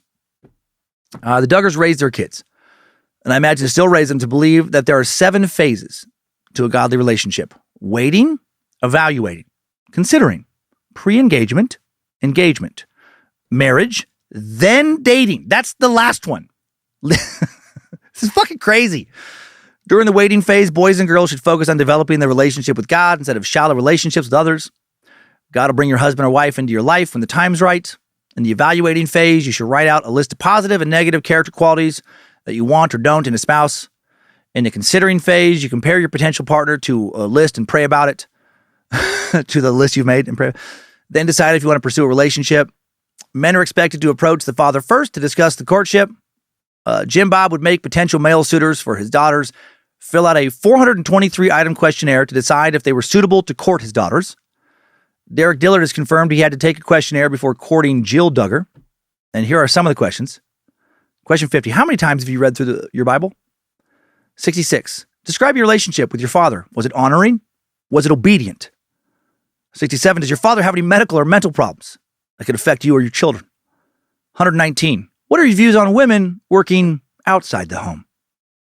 125. What is your stand on abortion? What about in the case of rape? 140. Is there ever a cause for divorce? No, sirree, Bob, Jim Bob. As taught by the Institute in Basic Life Principles, even if you beat the ever-loving shit out of your wife every day, she needs to stay with you because marriage is forever. It's sacred. For better or ass-whooping worse. The pre-engagement phase is when the courtship actually begins. The couple and both their families decide, just like in cultures with arranged marriages or in this culture, in the days of yore, the good old days, if they're a good match. Then they begin courting and working towards engagement. All initial dates, but not really dates, just supervised visits, kind of like hanging out with someone in prison who doesn't have conjugal rights, are chaperoned by a family member. These dates have very strict rules. Complete, total supervision. No kissing until the wedding day. Minimal hand-holding and minimal hugging. Speaking of hugs, this is my favorite part about this. Absolutely no front hugs. No front hugging. Don't you push your chest on my daughter's titties. Gosh darn it. Don't you let your devil prick get within a few inches of her sin puss. Don't you defile her bicycle. Make it unrideable. One of the older Duggar daughters, Jessa, courted Ben Seawald, now her husband. Ben lived 4 hours away, had to ask permission from Jim Bob to even text Jessa. And then Jim Bob agreed, but only on the condition that he and Michelle were part of a group thread. Jim Bob and Michelle didn't, usually text anything, just monitored. One time they chimed in when Ben told Jessa to give him a ring. when she had time, and Jim Bob responded, "No rings yet." Smiley face. Easy, Tiger. Stop trying to talk to my daughter. You're courting for marriage on the phone and word fuck her virgin ear holes. You know? Stop trying to break her dirty talk hymen. Eventually, Jessa and Ben would be allowed to talk on the phone for 1 hour each night with Jim Bob and Michelle listening, of course. Jim Bob and Michelle always recommended a short engagement phase to avoid temptation to kiss or front hug. You do have to be careful with those front hugs. They are the gateway to dry humping. Nothing will secretly wear down and rust up a sex bike like too much dry humping. After that short engagement phase, the happy couple could then finally get married and go on real dates when they wanted to by themselves. They could even have whatever kind of sex they wanted, except oral or anal or just using hands or titty fucking or foot fetish stuff or pulling out to ejaculate or almost anything. None of that is for procreation. So it's sinful, disgusting. You should carry around a lot of guilt and shame for even thinking about it. To make sure his daughters didn't engage in the wrong kind of sex for the first 6 months of marriage, Jim Bob would watch his daughters fuck and occasionally correct uncouth behavior. Whoa, diddly do! Wrong hole there, buddy. Careful. Watch your hands. Ignore the little bald man in the boat. The clitoris is called the devil's doorbell for a reason. Has nothing to do with making bo diddly babies. This isn't about pleasure. It's about pro diddly creation. I realize that sounds nothing like Ned Flanders. Sometimes when they were doing it right, he would cheer on his son-in-laws. Yes, Jesus diddly loves you. He wants you to come diddly dum. Jim Bob didn't watch, of course. I'm being ridiculous. Josh maybe did, but not Jim Bob. In addition to courtship, there are many rules of daily life that the Duggar children were expected to follow. Their days were, again, I have to think probably still are, heavily regimented, so many rules. For example, strict rules for clothing. Everyone, boy or girl, must be covered from shoulders to knees. That includes swimwear. Jim Bob, you gotta love that swimwear. Those swimsuits for the girls that go down to their knees. Jim Bob and Michelle would reference Exodus 28:42, linen breeches to cover their nakedness, for from the loins even unto the thighs they shall reach. Okay? Weird that they didn't stone anyone, though, right? They followed a lot of these very literally, but not the stoning part. Girls were also required to wear dresses and not jeans based on Deuteronomy 22:5. The woman shall not wear that which pertaineth unto a man, neither shall a man put on a woman's garment.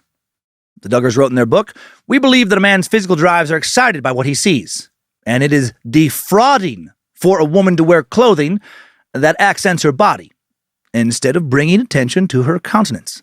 Stop defrauding us, ladies. Put a long dress over your yoga pants already. Come on. Shouldn't be able to see the outside of your labia while I'm standing in line for coffee. You're defrauding me. You're making me want to front hug some woman who's not my wife.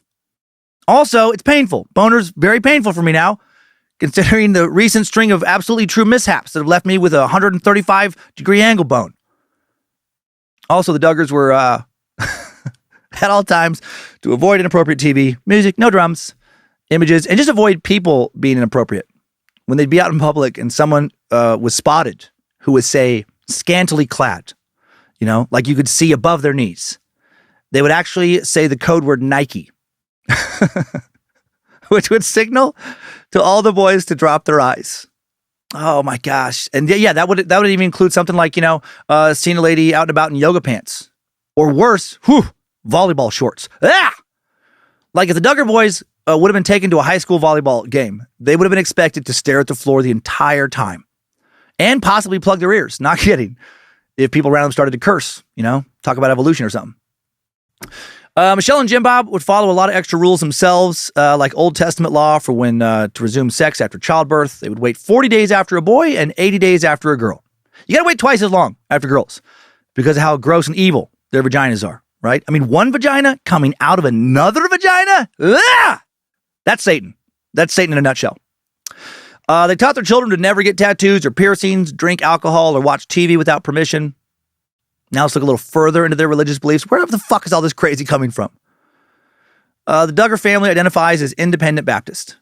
Independent Baptists, known as Independent Fundamentalist Baptists, Christian congregations that hold conservative fundamentalist values and beliefs, but beliefs that that vary from church to church, sometimes quite a bit. They won't follow just like a group. The independent means they don't believe in church autonomy, don't join with affiliated Baptist denominations. This movement began in the U.S. and U.K. in the late 19th and early 20th centuries amongst Baptist congregations concerned about ideas in the church that they felt were too liberal and modern, like women wearing pants and church music having a drum. The drum thing actually is true. I'll talk about it later in this episode, but I want to say now, I'm pretty sure that Jim Bob took his family from one church to another because he was disgusted by the drumming at a Christmas sermon. And he was like, we're out. I see the kids moving around to those drums. Not on my watch. Okay, independent Baptists estimated to take up roughly 2.5% of the U.S. adult population, which might not sound like much at first, but that's over 8 million people. Over 8 million people who listen to some version of this and think, no, that sounds right. Independent Baptists believe in biblical authority, the priesthood of all believers. Many independent Baptists only read the King James Version of the Bible because the KJV literally translated word for word from the Hebrew and Latin versions of the Bible, so seen as the most pure, even though it had already been translated several times before that. A lot of independent Baptists, Duggars included, do not believe in evolution. Also, men, always the head of the household. Women, to be submissive to their husbands and fathers. As I've said, submit. Okay, ladies? Us righteous patriarchs, we're fucking tired of this ass. Especially in my house, where Lindsay has still not worked on her subservience. I'm probably going to have to stone her. Not like a full stoning, maybe like a quarter stoning. Just a couple rocks, tossed at her, just to remind her of what can happen to a willful lady. Because of these beliefs, the Duggars have courted some controversy over the years by supporting some uber-conservative Christian organizations. While their show was on the air, they took some heat over their support of Focus on the Family. And I think this group is actually pretty tame compared to the Institute in Basic Life Principles. But let's look a bit at them. Focus on the Family's website description reads, Focus on the Family is a global Christian ministry dedicated to helping families thrive. We provide help and resources for couples to build healthy marriages that reflect God's design and for parents to raise their children according to morals and values grounded in biblical principles. We support families as they seek to teach their children about God and His beautiful design for the family, protect themselves from the harmful influences of culture, and equip themselves to make a greater difference in the lives of those around them. FOTF has 6 pillars. 1, preeminence of evangelism. The purpose of life is to know and glorify God. 2, permanence of marriage. Marriage is a lifelong relationship enduring through trials, sickness, financial crises, and emotional stresses. 3, value of children. Children are a blessing from God. 4, sanctity of human life. Human life starts at conception. 5, don't treat your puss like an old bike that's been ridden around the back alley, jumped off of ramps, and wrecked into dumpsters and shit. Real number 5, social responsibility. Family, church, and the government are for the benefit of mankind, and Christians are called to influence these institutions based on God's design. 6, value of male and female. Men and women are unique. Sexuality is reserved for marriage only. FOTF also offers, and this is, super kind and thoughtful of them, several resources for people, quote, struggling with homosexuality. They encourage people to reach out to one of their Christian counselors. Writing on their website, we understand that feelings are difficult, if not impossible to control. Fortunately, the same thing can't be said about actions. Shut out all that political noise on the subject and take a close and careful look at your options. Remember that gay is just an artificial construct, a word that means what other people say it means. Wow, the mental fucking gymnastics of this. We'd encourage you to not allow yourself to get locked into that category. Yeah, gay means sex. Stop locking yourself up in a made-up cage. Everyone knows that you're actually attracted to members of the opposite sex, but you just play with the genitals of the same sex, which you find repulsive, actually, only to piss off the rest of us and fuck with God, right? Gay male time suckers, why don't you listen up? Stop thinking about dick. Knock it off. Every time you start to think about dick, especially hard dick, touching your lips or tongue or whatnot, I want you to yell out, "Not today, Satan!" I want you to start chanting, "I love puss. Puss is the best. Dicks are gross. Glory be to God." Now, lady gay suckers, you listen up. Stop taking your fucking bikes and slamming them into other bikes and back alleys. Stop thinking about puss. Don't even think about your own.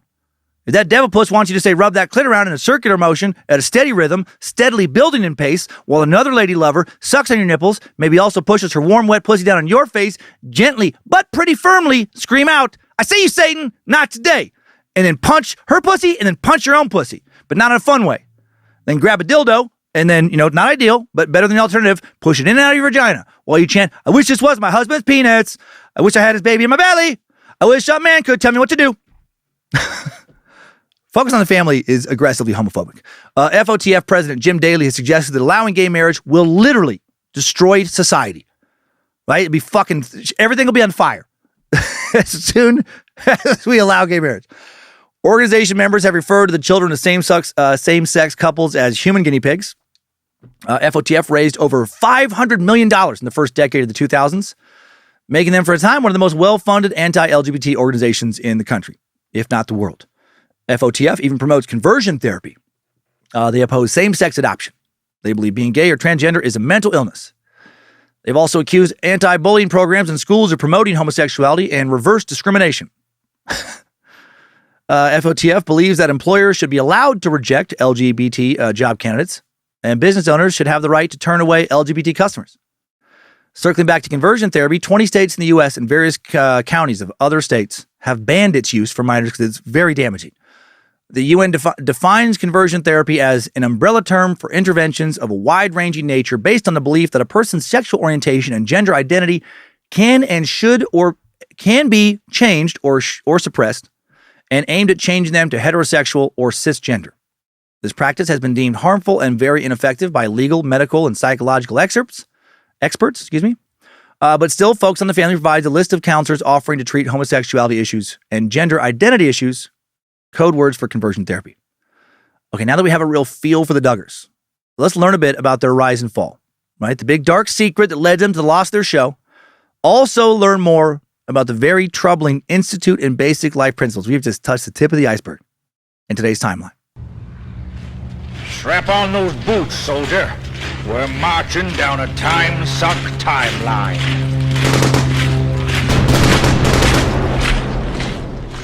July 18th, 1965. James Robert, Jim Bob, Duggar, born in Springdale, Arkansas. Springdale, the fourth largest city in Arkansas, spreading across Washington and Benton counties. An important industrial city and home to Tyson Foods headquarters. The 2019 population was 79,598. Springdale, about 3 hours from Little Rock. It's been the Duggar family's home for many years, the Springdale area. Jim Bob's parents were Jimmy Lee Duggar and Mary Duggar. Mary and James got married in November of 1960. Jim Bob has one sister named Deanna, who is 4 years older than he.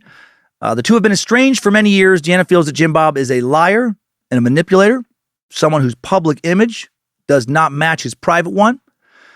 She posted on social media earlier this year regarding her brother, "You may tell the greatest lies and wear a brilliant disguise, but you can't escape the eyes of the one who sees right through you." So interesting that his one sibling thinks that of him. Their parents, Mary and James Lee, worked as real estate brokers until their retirement. James died on February 9th, 2009 of brain cancer, 73 years old. Mary unexpectedly passed June 9th, 2019 at the age of 78. She slipped and drowned in the pool at her house in Springdale. Jim Bob didn't have a pool growing up. He grew up in a poor family. He would use that to try and inspire his own kids to work hard later in life. He wrote in his book about a time when his family had no food except for a decorative jar of rice. And his mom had to cook that rice just so they could have something to eat that night. Jim Bob's childhood home foreclosed when he was in middle school. His parents had to move into a rental. Luckily, a year later, they turned their finances around, bought a house. Then they learned about a developer who wanted to build a hotel in the area, sold some acres of land between the house and highway to them, then used the proceeds to build rental properties next door. And the family was fine after that. Not rich, but stable. And Jim Bob was sold on wanting to also work in real estate. Jim Bob will write about how he struggled in school. He was a slow test taker, a bad reader, didn't get the best grades, also terrified of public speaking. For the duration of his show, he would view nighttime Bible time with his family as a way to improve his reading and speaking skills. When Jim Bob was 7, he told his mom he wanted to become Christian. They went down to a revival in Fayetteville. His mom took him to a pastor. Jim Bob and the pastor prayed together. When the pastor asked Jim Bob if he felt different, he said no, felt embarrassed, so they prayed again. Jim Bob still didn't feel any different, but now lied to the pastor, which led to doubts later about religion when he was a teen. And then he prayed for more answers and decided to commit his life to Christ. On September 13th, 1966, Michelle Annette Ruark, born in Tawnytown, Arkansas, just outside Springdale, like bumps up against, basically. 4,000 people there now, only 300 in 1966. Her parents were Ethel and Garrett Ruark. Garrett Floyd Ruark, born December 7th, 1924 in Firebrick, Kentucky. That's a pretty fucking cool town name. Lived until June 18th, 2010. He was an Army veteran of World War II, where he earned a Purple Heart for his service. Badass. Ethel Marie Hardin, born February 19th, 1927, died August 11th, 1991. Couple originally from Ohio. They married in 1943, had 7 kids. Michelle became a Christian at the age of 15 when a friend told her that God hated her fucking guts. I mean, could forgive her sins. Michelle has admitted that she became a Christian before she became a Christian. She did like to, and I hope you're sitting down for this, flirt with boys. Seriously. I literally passed out from shock the first time I read it. How could she? She could have easily permanently ruined her bike. She was a teenager. She later admitted that she sometimes liked it when boys checked her out, as in sexually, when they would see some of her lady skin, including upper thigh. Yes. She would think about how fun it might be to make out with them and stuff. She would even give out front hugs all fucking willy-nilly. She was even, and she will truly regret this later and repent actually, a cheerleader in high school. A freaking cheerleader? Like the kind who would wear short skirts and fly up into the air in a manner that allowed anyone watching to see a lot of her lady skin, probably less than 6 inches away from her vagina and buttocks. And she would admit, even when it was not game day, even when she was not wearing her cheerleading outfit, she would sometimes also wear other skirts and tank tops. Lucifina called out to her, and at great risk to her immortal soul, she answered. But then thankfully, Michelle changed her life. Got away from all that trash. When she became a Christian, no more cheerleading, no more skirts, no more cleavage. No thanks, Satan. So how did Jim Bob meet Michelle? Well, he walked past her one day when she was wailing outside the school, wearing a full-body fucking snowsuit on a warm spring day, gloves, hat, only exposed skin being just a little bit of her face, and she was crying out, "Is this too much, Lord? Is this still too much of my dirty sin skin to be worth your love? Is my bike clean enough for heaven?" And when Jim Bob saw her anguish and torment, her self-loathing and fear and confusion, he was greatly aroused. And he called out to her, "Woman, thou art lost, for you have no righteous man to submit to. Allow me to lead you to thy Lord. But first, let me sing you the only song you will ever need to find strength."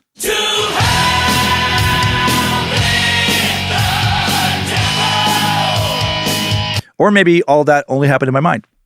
In real life, Jim Bob went out on a Tuesday night church visitation with his friend Fred Perro.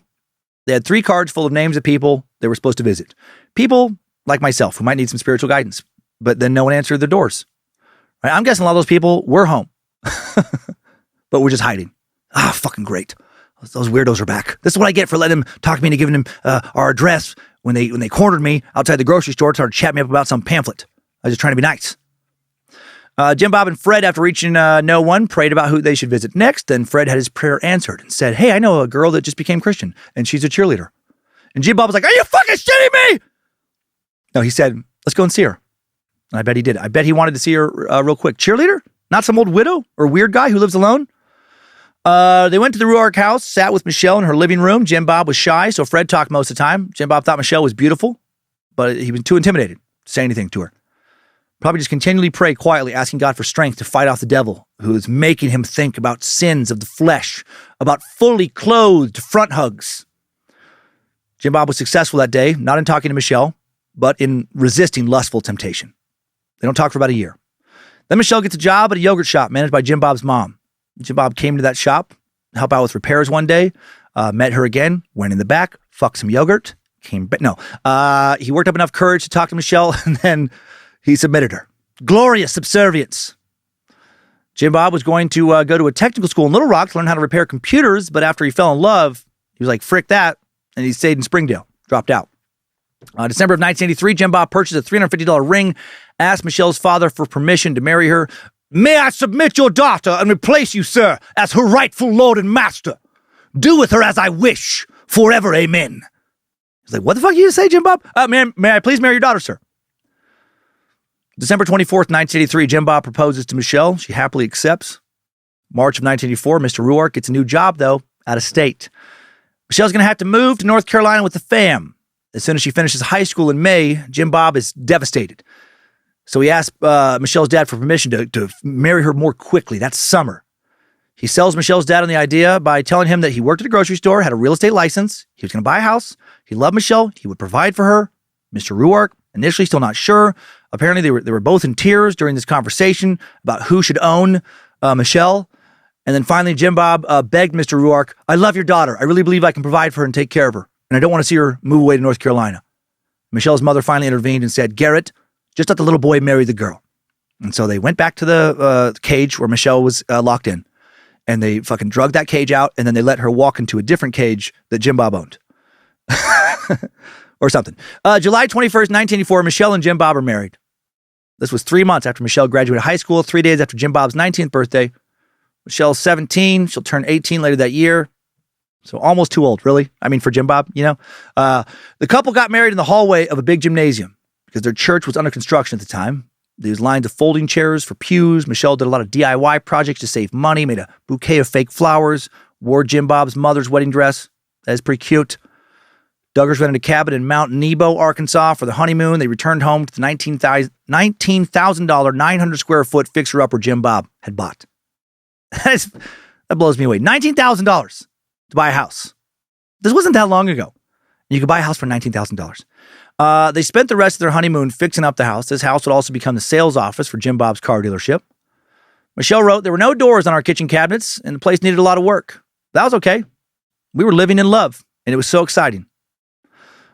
Adorable, actually. Michelle was on birth control when she and Jim Bob got married. They decided they wanted to wait a bit to have kids. Good decision. Very good, right? Try and get some stability financially before bringing a child into the world. Jim Bob started selling used cars from his front yard. I'm sure his neighbors fucking loved that. All while keeping his job at the grocery store. Michelle ran the office during the day while Jim Bob was at the grocery store. Eventually, they moved into a smaller house on a busy road so they could advertise their cars better. Jim Bob and Michelle sold life insurance for a while. Jim Bob left the grocery store and then started a towing service in addition to that used car lot. And I do love the grind. I love the hustle. Throwing shit against the wall. See what sticks. March 3rd, 1988, 3 years into their marriage, Michelle gives birth to her first child, Joshua. Rumor is Josh may have fondled his mom's vagina on the way out. It's a rumor that I started. Afterwards, Michelle decides to go back on birth control because she didn't think, that joke will make sense later if you're very confused. Michelle decided to go back on birth control because she didn't think they were ready for more children, right? Pretty responsible decision. But then she got pregnant while on the pill, miscarried in her first trimester, and her doctor told her miscarriage most likely caused by the pill. And Michelle and Jim Bob are devastated. And they decide to seek out a good marriage counselor with a focus on grief to figure out how to process the trauma, deal with the intense emotions. No, JK. They read the Bible as a source of comfort and seek counseling, and do not seek counseling. They're reminded that children are a blessing from God. They feel ashamed of themselves. They repent. They ask for forgiveness for not desiring more children. They pray, please let us have as many children as you want us to have, God. And holy shoot, would God hear those prayers and answer. God was so mad at Michelle for taking that birth control, he decided to absolutely destroy her puss. He decided to take her bicycle, fucking jump it off 19 huge ramps and counting, and then just fucking throw it into the Grand Canyon. 1997, Jim Bob feels like God put it on his heart to run for a seat in the state legislature. They now have 8 kids, 9th on the way. He writes in his book, it was a ridiculous idea because no one in my family had ever had any political aspirations or connections, and I was terrified of public speaking. Michelle was just as surprised when I told her about the idea. One day, Jim Bob was listening to a Christian radio station, heard that Christians in the Arkansas legislature were planning a rally to ban partial birth abortion. Michelle and Jim Bob were already going to Little Rock for a child's appointment. They decided to swing by the rally. Jim Bob wrote, more than 2,000 people showed up in front of the Capitol, begging the senators and representatives to pass this ban. Instead, they voted it down. I didn't hear any audible voices or see any lightning bolts from heaven that day, but I felt God speaking to my heart, telling me to run for state representative. My only credentials were that I could vote the right way on life and death issues, and I could probably encourage others to vote the right way. 1998, Jim Bob, Michelle, and some of their kids campaign around Springdale. They knock on doors, drive in parades, hold barbecues, pass out flyers to spread Jim Bob's conservative message. And then Jim Bob is he shocks a lot of people when he wins a seat in the Arkansas House of Representatives, District 6. From January 11th, 1999 to January 13th, 2003, Jim Bob Duggar serves in the Arkansas House of Representatives for District 6, 2 terms. He will also serve as vice chair of the House Connections and Criminal Law Subcommittee, and he participates in the House Insurance and Commerce Committee and the House Judiciary Committee. Next, Jim Bob felt that God was telling him to be more humble, though, after these 2 terms, and that God wanted him to work as a grade school custodian. Also, God told him to try and reach Arkansas's most sinful population, and then in order to do so, he should work the graveyard shift at a porn shop next to a truck stop. So being a humble servant, he does just that. Holy diddly dildos. Kidding, of course. Funny to me how God sure seems to tell a lot of people to do what they already clearly wanted to do. And that's what happens here. Jim Bob now feels like God wants him to run for a seat in the U.S. Senate. He runs against an incumbent, has no party support, only God's blessing in his mind. He now has 14 kids and counting. His family helps him campaign during the primary. They hold rallies all over the state. They spend $110,000 of their own money from a property sale. And then in April of 2002, Jim Bob Duggar loses badly. To incumbent state Senator Tim Hutchinson in the primaries, he received only 22% of his party's votes. And the next time he prayed, God was like, "Gotcha, sucker!" Oh, let it be known that God has a great sense of humor. I mean, I really had to go, didn't I? The look on your face when the vote totals were announced, priceless. You, a senator? Now, I see you more in the reality TV freak show space. Jim Bob's platform included the stance that rape and incest represent heinous crimes, and as such, should be treated as capital crimes. And this is interesting to know about him, that incest should be treated as a capital crime, as in people get the death penalty for it, considering what will happen later and what he will cover up. I'll be honest, if I was, voting in Arkansas and he was saying that, I would be intrigued. You may have just gotten my vote, good sir. Go on. More death talk, please. I'm in favor. Jim Bob would hold this stance publicly while hiding already the crimes of his own incestuous child. More on that later. Jim Bob opposed abortion, supported prohibition of partial birth abortion, wanted to increase funding for higher education in K through 12, but decrease environmental and welfare funding. He supported increasing funding for state prisons, supported the death penalty, penalties besides incarceration for nonviolent offenders, supported informing communities when a sex offender moves in. Jim Bob also supported prosecuting youth accused of certain felonies as adults. Also interesting to know, considering what one of his kids will do. Jim Bob supported voluntary prayer in schools and posting the 10 Commandments in schools. Wanted to ease state restrictions on gun sale and possession, allow concealed carry. Voted that assisted suicide should be illegal. Sexual orientation should not be part of anti-discrimination laws, and sex marriage should be banned. Following the loss, Jim Bob initially was confused, but then decided it was still all part of God's plan.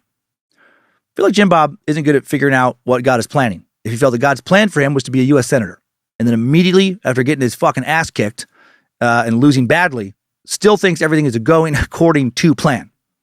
I'm not sure Jim Bob has a solid grasp of what the word plan means. Jim Bob wrote, following his guidance, I had run for the Senate and lost, but soon we saw obeying him had led us to that position, where we could share our faith from a much bigger platform, bigger in fact than we could have ever imagined. All part of the plan. No matter what happens, it's part of the plan. April 15th, 2002. The New York Times posts an article discussing the large Duggar family and Jim Bob's campaign. Jim Bob didn't even know about the article at first because he was and still is completely illiterate. No, he can read. He and Michelle just didn't read the New York Times. A few days later, they received a call from a New York freelancer asking to do a story on their family. They agreed to do an interview, and then the story would run in Parents Magazine. And then Eileen O'Neill, CEO of Discovery Health, read that article, and their life was really about to change. Jim Bob and Michelle soon received a call from Bill Hayes with Figure 8 Films. He told them that Discovery Health Channel execs read the article, wanted to do a documentary on the logistics of raising 14 kids. Jim Bob and Michelle didn't watch broadcast TV at that time. With all the lady skin being casually and carnally displayed, with all the unmarried, unchaperoned front hugs, how could they? They didn't know Discovery Health was a TV channel. Jim Bob and Michelle decided to agree to the doc, feeling it would be a good opportunity to share their beliefs. They agreed on the condition that anything they said about their faith would be included in the documentary. Discovery Health agreed to those terms, and soon Bill Hayes had a film crew in Arkansas. September of 2004, the Duggars appeared in the Discovery Health doc titled 14 Children and Pregnant Again, a 43-minute documentary special. That's how it all started. First appearance on national TV. According to Jim Bob, their documentary got the most views of any show in the history of Discovery Health. Feedback from viewers extremely positive. Duggars now filmed a few more docs for Discovery Health over the next few years, get some more rating home runs, and the network's parent company now asked them to do a weekly reality series. Jim Bob and Michelle supposedly didn't even know what reality TV was. But again, they agreed, deciding it would be a good opportunity to spread their ministry, and eventually they get a deal with TLC to film their now famous show. Around this time, before they got the TLC show, right after the first doc, they felt like they were outgrowing their home. So they decided to build a new house for the family, 2006, the Duggar family moved from their 900 square feet home into a 7,000 square feet mansion in Tawnytown, Arkansas. Holy shit, that is an upgrade. House took a year and a half to complete, and supposedly a mix-up with the builder led to them getting triple the amount of supplies they needed. And that's why they ended up with the big house, right? They ended up getting a house 3 times as big as they planned, right? Otherwise, they would have been much more modest. And I'm going to call bullshit on this claim. I was raised in the world of construction. My pastor grandpa, Grandpa Bill, he was a contractor for most of his life, carpenter. Most of my dad's brothers, my dad himself worked as contractors / carpenters most of their lives. My grandpa Ward also worked in construction the last 10 to 20 years of his working life as a carpenter. I've heard a lot of talk about bids and jobs. Worked on quite a few projects myself, have never ever heard of anyone getting 3 times the supplies they needed and not be charged 3 times as much. This feels phony as fuck. Oh, gosh dang. You said you wanted a 2,300 square foot home? Oh, man, I heard you say 7,000 square feet. I have all the supplies here for 7,000 square feet. And, since it's my bad, I guess you can have all of them for free. Get out of here. Their new house had a massive industrial kitchen plus another regular kitchen, girls' room, boys' room, playroom, homeschool room, living area, tons of bedrooms, large garage, and some of the painting, decorating, furnishing, appliances, other finishing touches, such as a stocked pantry, provided by Discovery Networks and corporate sponsors. As part of the 1-hour television special entitled 16 Children and Moving In. The network also helped find contractors to work for free. This would become their new home, regularly later featured on their TV show, and I think where they still live today. December 7th, 2006, the Duggars scheduled for an interview with the Oprah Winfrey Show until the staff receives an anonymous email about molestation accusations. The email stated that someone in the Duggar family molested another family member while they were sleeping, and that Jim Bob, quote, lies to his church and his friends to make him look good. The police later determined that the sender was a 61-year-old woman from Rogers, Arkansas, but they did not identify her. Here is the full email. Topic, question. Message, before you air the Duggar family from Arkansas with blank, you need to know the truth. They are not what they seem to be. Blank has molested blank while blank were sleeping, and the parents have been hiding the secret for a long time. Jim Bob lies to his church and his friends to make him look good. At this moment, he is in trouble with the church for lying about blank and things that concern the way the church members reacted. I think that you should know the truth before they make a complete fool of you and your show. They have been on TV before and come across as a perfect family, which couldn't be further from the truth. They jump from show to show to receive gifts for their family to make them look really good too. Please consider this and confront them about their secret. Oprah's staff, doing a bit more digging, canceled the interview. Even though Oprah's Harpo Studios had already flown the family to Chicago. And then the studio faxes the email to the Department of Human Services hotline. That same month, the Arkansas police interviewed Jim Bob and Michelle to follow up on this tip. According to the Northwest Arkansas Democrat Gazette in 2015, there was an article that said, the time in which charges should be filed expired before Springdale police received an anonymous tip. It was discovered that the police didn't take any action besides making an official report. Also sure seems, as we will learn soon, that Jim Bob lied a bunch to cover up the real nature of the crimes referenced in the email. More details about all this will be revealed in 2015, and we will reach that point in the timeline here very soon. 2008, TLC began airing the brand new reality TV series in the Duggar family, 17 Kids and Counting.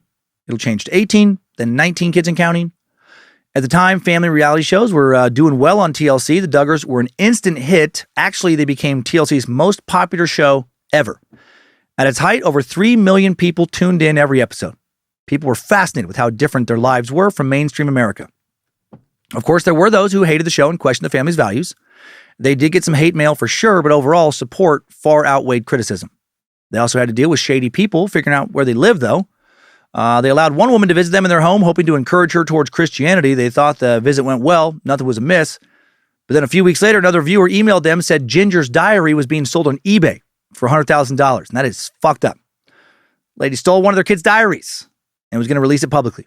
Sure enough, Michelle checked, saw that the diary was being sold from their visitor's home city, confronted the woman about it, said that she forgave her, but if she didn't return that diary, they were going to have to take legal action. Another time, a reporter came to the house when Jim Bob and Michelle were not home. Some of the older girls let her inside. She took pictures. Jim Bob and Michelle were upset, told her she didn't have permission to release those photos, but the reporter told them she was going to do it anyway. Also interviewed Jim Bob and Michelle's high school classmates. and the reporter posted a story titled The Great Cover-Up. She wrote about how Michelle used to mow the lawn in her bikini when she was in high school.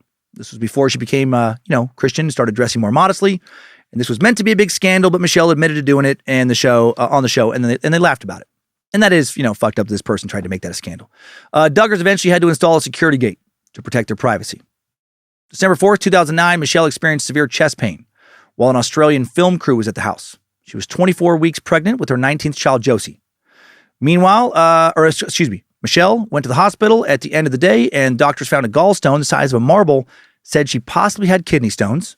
Michelle had to spend the night at the hospital. She started having contractions. Contractions continued.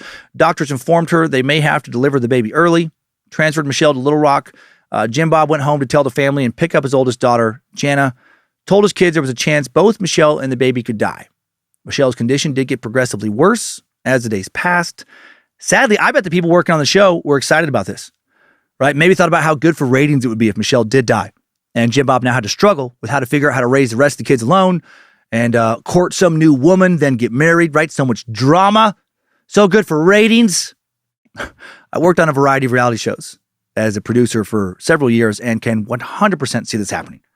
I did work with some great people, but also some real soulless producers who care, way more about ratings and money than about any harm the show may cause anyone. December 10th, 2009, Josie Duggar, child number 19, born at 24 weeks, weighed just 22 ounces when she was born. Jim Bob and Michelle had to wait 45 days to hold her. Michelle had no idea she wouldn't go home for another 7 months due to the fragile state of her health.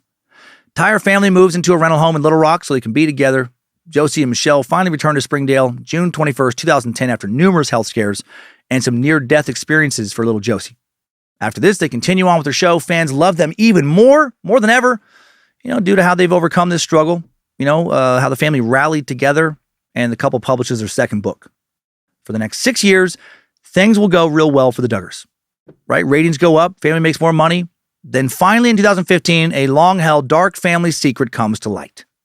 May 19th of that year, In Touch magazine announces they had obtained that 2006 police report that contained details about how Josh had sexually assaulted 4 of his sisters and a 5th girl. Gawker outlined how rumors of this accusation were brought up in various blog posts over the years. 17 Kids and Counting forums had discussed the allegations as far back as May 2007, but In Touch, the first mainstream media outlet to do a proper story. Josh's name was redacted from the police report, but In Touch named him in their article. Story was that the Arkansas Child Abuse Hotline received a tip December 7th, 2006, right, as we went over from Oprah's Harpo Studios. The allegations were reported to them by someone who knew a family friend. The family friend knew about the molestation incidents, wrote a letter detailing what Josh did. The person then put that letter inside a book, then forgot about it.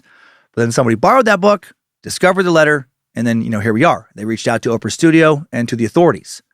Springdale PD then reached out to schedule interviews with the family. They returned home from Chicago on December 11th. Next day, Jim Bob, Michelle, and the kids are interviewed by police at Springdale Children's Safety Center. Investigator Taylor interviewed each victim, asked them what what they liked to do around the house, if they knew why they were there to talk, asked them where they were touched, asked where they thought no one should be allowed to touch them, and finally asked if they felt safe in the home. Everything seemed to be for what it was okay. No charges will be filed because the police determined that the statute of limitations had expired. There was nothing they could do except make an official report. The police referred the matter to the Families in Need of Service Agency, which had jurisdiction over minors. The Department of Human Services got involved, but no children were removed from the home. December 19, 2006, the police did ask Jim Bob to bring Josh in for more questioning, but he refused and hired a lawyer. All part of God's plan for Jim Bob, for him to help, for him to hide a sexual predator and keep that predator around his family and around his victims. The police report revealed that Jim Bob first found out about the sexual assault 4 fucking years earlier in July of 2002 when Josh was 14. One of his younger than 14 daughters told him that her older brother Josh fondled her breast and vaginal area while he thought she was sleeping. According to Jim Bob, when questioned, Josh admitted that he had done this. And did Jim Bob then bring this to the police right away? Did he put his daughter in therapy? Did he send Josh away so that he wouldn't reoffend? Heavens to Betsy, no. No, he just agreed to do that first documentary about their family. No, they had a lot at stake, so they prayed about it. A lot of prayers, and they decided to sweep it under the rug. 9 months later, March of 2003, Jim Bob and Michelle would realize that the prayers didn't change anything, that their son was still an incestuous pedophile. That March, they learned about several more incidents. He's molested 3 more of their daughters. The report stated Josh had now molested 4 sisters and an additional non-family victim, and more than once, Josh would confess to mostly molesting them while they slept, but occasionally also while they were very much awake. In one incident, Josh molested one of his sisters while she sat on his lap. In another, he inappropriately touched a victim after cornering them in the family laundry room. Now does Jim Bob contact the police? Oh, gosh dang no. Now, they still got that first doc to finish. They have a brand image to maintain, right? Making sure his daughters are safe, that's terrible for business. So Jim Bob does not contact the police. Instead, he meets with church elders, and they decide that Josh should be sent away from March 17th to July 17th, 2003, where he will perform manual labor and receive counseling. But not real counseling, by people with degrees and shit. No, church counselors who think you can literally pray away pedophilia, which you can't do. Jim Bob has never revealed the name of the facility, maybe because he never went to one. Michelle will later admit that Josh didn't go to a training center. Jim Bob lied. Lied after finally being pressured to be honest about this. Jim Bob went to work with a man who was remodeling a Hobby Lobby into an Institute in Basic Life Principles facility. No fake counseling even. Just some construction, further immersion, and a very dark organization that Jim Bob and Michelle had already been in for well over a decade. Now let's get to know the Institute in Basic Life Principles a bit better. It'll absolutely help us understand why Jim Bob decided to hide his son as an abuser. The IBLP is an Illinois-based ministry founded by televangelist Bill Gothard, just outside of Chicago in 1961. Stated purpose of the organization is to provide instruction on how to find success in life by following biblical principles. This involves programs that include seminars for ministry, community outreach, troubled youth mentoring, and international ministry. And the IBLP has been described by many as a cult. In March of 2014, Gothard resigned as president of the Institute after being accused of sexual abuse and harassment. 20 miles west of downtown Chicago in Hinsdale is the IBLP headquarters. Gothard stepped down in 2014 after an internal probe regarding sexual abuse based on complaints of over 30 women. 18 former staffers, interns, and volunteers would then file a lawsuit accusing Gothard, then 80 years old, of sexually, physically, emotionally, spiritually, and or psychologically abusing them. In most cases, the plaintiffs were minors at the time of the abuse, and they'd been recruited to work for the organization by Gothard himself. The suit also took on IBLP, accusing it of initially covering up Gothard's actions, which the plaintiffs claimed took place over the course of several decades. Common knowledge for decades, even amongst the Duggars, that Bill Gothard was very fond of pretty, blonde teenage girls. Unmarried man loves pretty, blonde teenage girls. Jana Duggar was invited to go to Hinsdale and work with IBLP as one of Gothard's special secretaries. She could have easily become one of his victims, but it doesn't seem that she went. The IBLP published homeschool curriculum that the Duggars used, overall parenting guidelines, so much crazy shit. like stuff like this. Kids should not play Monopoly because of its focus on dirty money, because of its secular focus, its materialistic focus. But they should play a kind of similar game called Commands of Christ, a game manufactured by the Institute. Instead of getting a go-to-jail card, they could go to the venomous pit of bitterness or the torture pit of temporal values. Little girls were also taught not to have Cabbage Patch dolls because warlocks made them. Which is why the Duggar girls didn't have them. Let me repeat this. This institute publicly proclaimed in writing that fucking warlocks make Cabbage Patch dolls. Institute also taught that music with a rock beat, even supposedly Christian rock, is likely satanic. But wait, there's more. Institute taught that women are expected to obey men in every way, in the home, at school, at the workplace, especially in marriage. Brooke Arnold, a former IBLP member featured in the Shiny Happy People doc, talked about some of the homeschool curriculum. She said, in the wisdom booklet, there are these drawings of women, and they're wearing various different outfits. The assignment is to figure out what's slutty about each woman's outfit. Instead of learning math, you're learning slut-shaming. Another former member, Heather Heath, said, I bought a box of tampons. This is when she's staying at the headquarters. IBLP leaders went through my stuff. They took them instantly. They said, these are a form of pleasure. Oh my God. I got locked in my room because I was told I took my own virginity with them and robbed my husband of the right to break my hymen. So they took my devil sticks. Look, I know that you can be very intelligent and also very religious, but can you be very intelligent and also think tampons are evil devil sticks? I don't think you can. I think you have to be pretty fucking stupid to believe that. This is fucking ridiculous. Laura Smith, a former IBLP member who was also featured in the doc about the Shiny Happy People, talks about, fear being pushed on IBLP members, saying, hell was very vivid for us. It was not an abstract concept. I would dream about being burned alive because I would think, I really hate my brother today.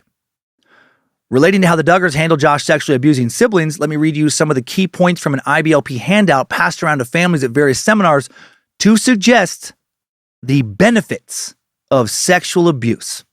The benefits.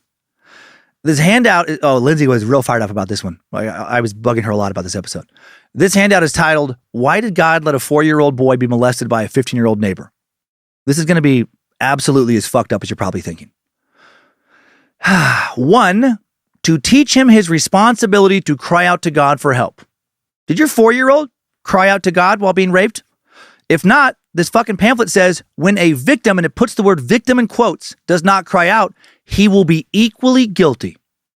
Yikes. 2, to motivate him to dedicate his body to God. You got to stop thinking about your body as your own body. It doesn't belong to you. It belongs to God. So you don't get raped. God does sometimes.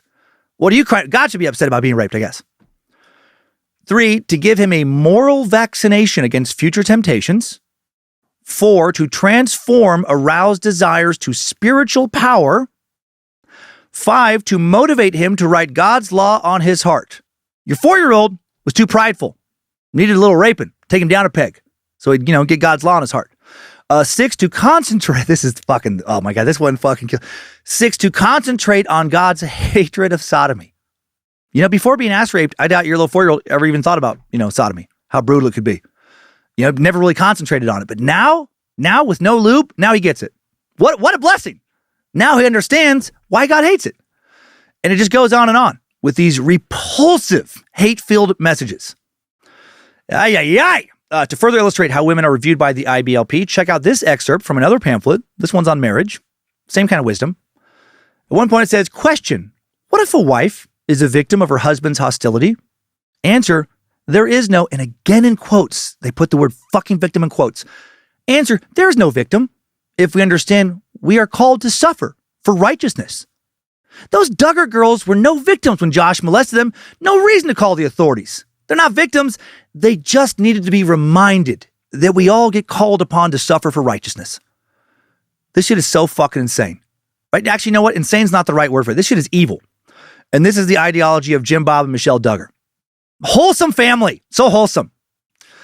Not some hellbound heathen pieces of shit like me who think that, you shouldn't treat sexual abuse lightly. That perpetrators should be incarcerated or killed, and women shouldn't have to suffer through abusive marriages. I guess I'm just fucking stupid. I just don't get it. All of the IBLP ministry programs and their homeschooling network, all their teachings, part of a bigger plan by Gothard. That plan was for the so-called Joshua generation, a group of elite homeschooled children who could rise to the highest levels of government, something they saw as essential to take over the government for Jesus and reestablish the role of Christianity as central to America's identity. Glory be to Gilead. This is terrifying. Gothard truly wanted to turn America into a theocratic nightmare where women and children are never protected. If motherfuckers like these dangerous idiots ever take over this country, I'm either going to move or I'm going to go out in a fucking blaze of shooting. I'm going to go to one of their fucking centers and shoot as many as I can before they fucking take me out.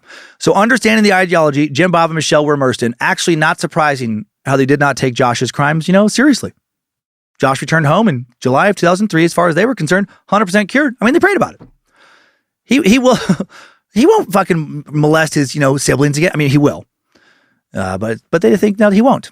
Then after allegedly even more assaults on siblings at home, sometime in 2005, according to In Touch magazine, Jim Bob and the church and a church elder bring Josh, now 17 years old, to speak to a state trooper, Joe Hutchins. Hutchins knew Jim Bob because he'd inspected vehicles at Jim Bob's car dealership. Hutchins does not charge Josh with any crimes or make a police report. Instead, he gives Josh a, quote, very stern talk, which is fucking illegal. Arkansas state law requires officers to report sexual misconduct involving juvenile victims, but Hutchins just doesn't do that. Also, legally, as soon as Hutchins knows about the incident, the clock starts ticking on the time they have to file charges. And then the time limit expires just before the police receive the tip on December 7th, 2006, the day Oprah's team gets the email. Because Jim Bob did eventually report shit to a law enforcement officer, no charges are filed against him, even though he reported it so late. So why didn't Hutchins do more about Josh? Well, things get more twisted. Might have something to do with Hutchins being involved in the same religious circles and also being a pedophile. I'm going to push pause on the timeline for just a sec to show what he did. June 1st, 2012, Hutchins will plead no contest to 10 counts of distributing, possessing, or viewing matter depicting sexually explicit conduct involving a child. He was charged as a habitual offender and received a 56-year sentence. 10 additional counts dismissed as part of a plea deal. Hutchins was retired from the state police at this point, he was working as a bailiff, though, at the time of his arrest. He had been a state trooper for 26 years and first arrested in 2005, same year he didn't do shit for Josh. Right after his meeting with Josh, that guy got taken down for being a pedo. Took a plea deal in 2007 to 8 counts of possession of child pornography, received 5 years for each count to be served concurrently. Right after getting out, a parole officer found more images during a home visit. Back to 2015 now, the year In Touch magazine announced that they had obtained a 2006 police report that contained details about how Josh had sexually assaulted 4 sisters and a 5th girl. May 21st, Josh Duggar confirmed the allegations were true in a Facebook post, where he wrote 12 years ago, as a young teenager, I acted inexcusably, for which I am extremely sorry and deeply regret. I hurt others, including my family and close friends. We spoke with the authorities where I confessed my wrongdoing, not really true, and my parents arranged for me and those affected by my actions to receive counseling, also not true. I understood that if I continued down this wrong road that I would end up ruining my life. I sought forgiveness from those I had wronged and asked Christ to forgive me and come into my life. I would do anything to go back to those teen years and take different actions. In my life today, I am so very thankful for God's grace, mercy, and redemption. But that's all bullshit because Josh had not changed. As we'll see. Same day, Josh Duggar resigns from the Family Research Council where he worked as a lobbyist. Family Research Council has been listed as a hate group by the Southern Poverty Law Center. They would love to make being gay a crime, make it nearly impossible for women to divorce abusive husbands, all sorts of horrible shit if you dig into their supposedly wholesome values. Josh had been living in Washington, D.C. with Anna and his children. He was active in the political scene and posted photos with several prominent politicians. May 22nd, 2015, TLC pulls all reruns of 19 Kids and Counting from their channel. Walgreens, Payless Shoes, General Mills, Choice Hotels, and more pull ads from the show.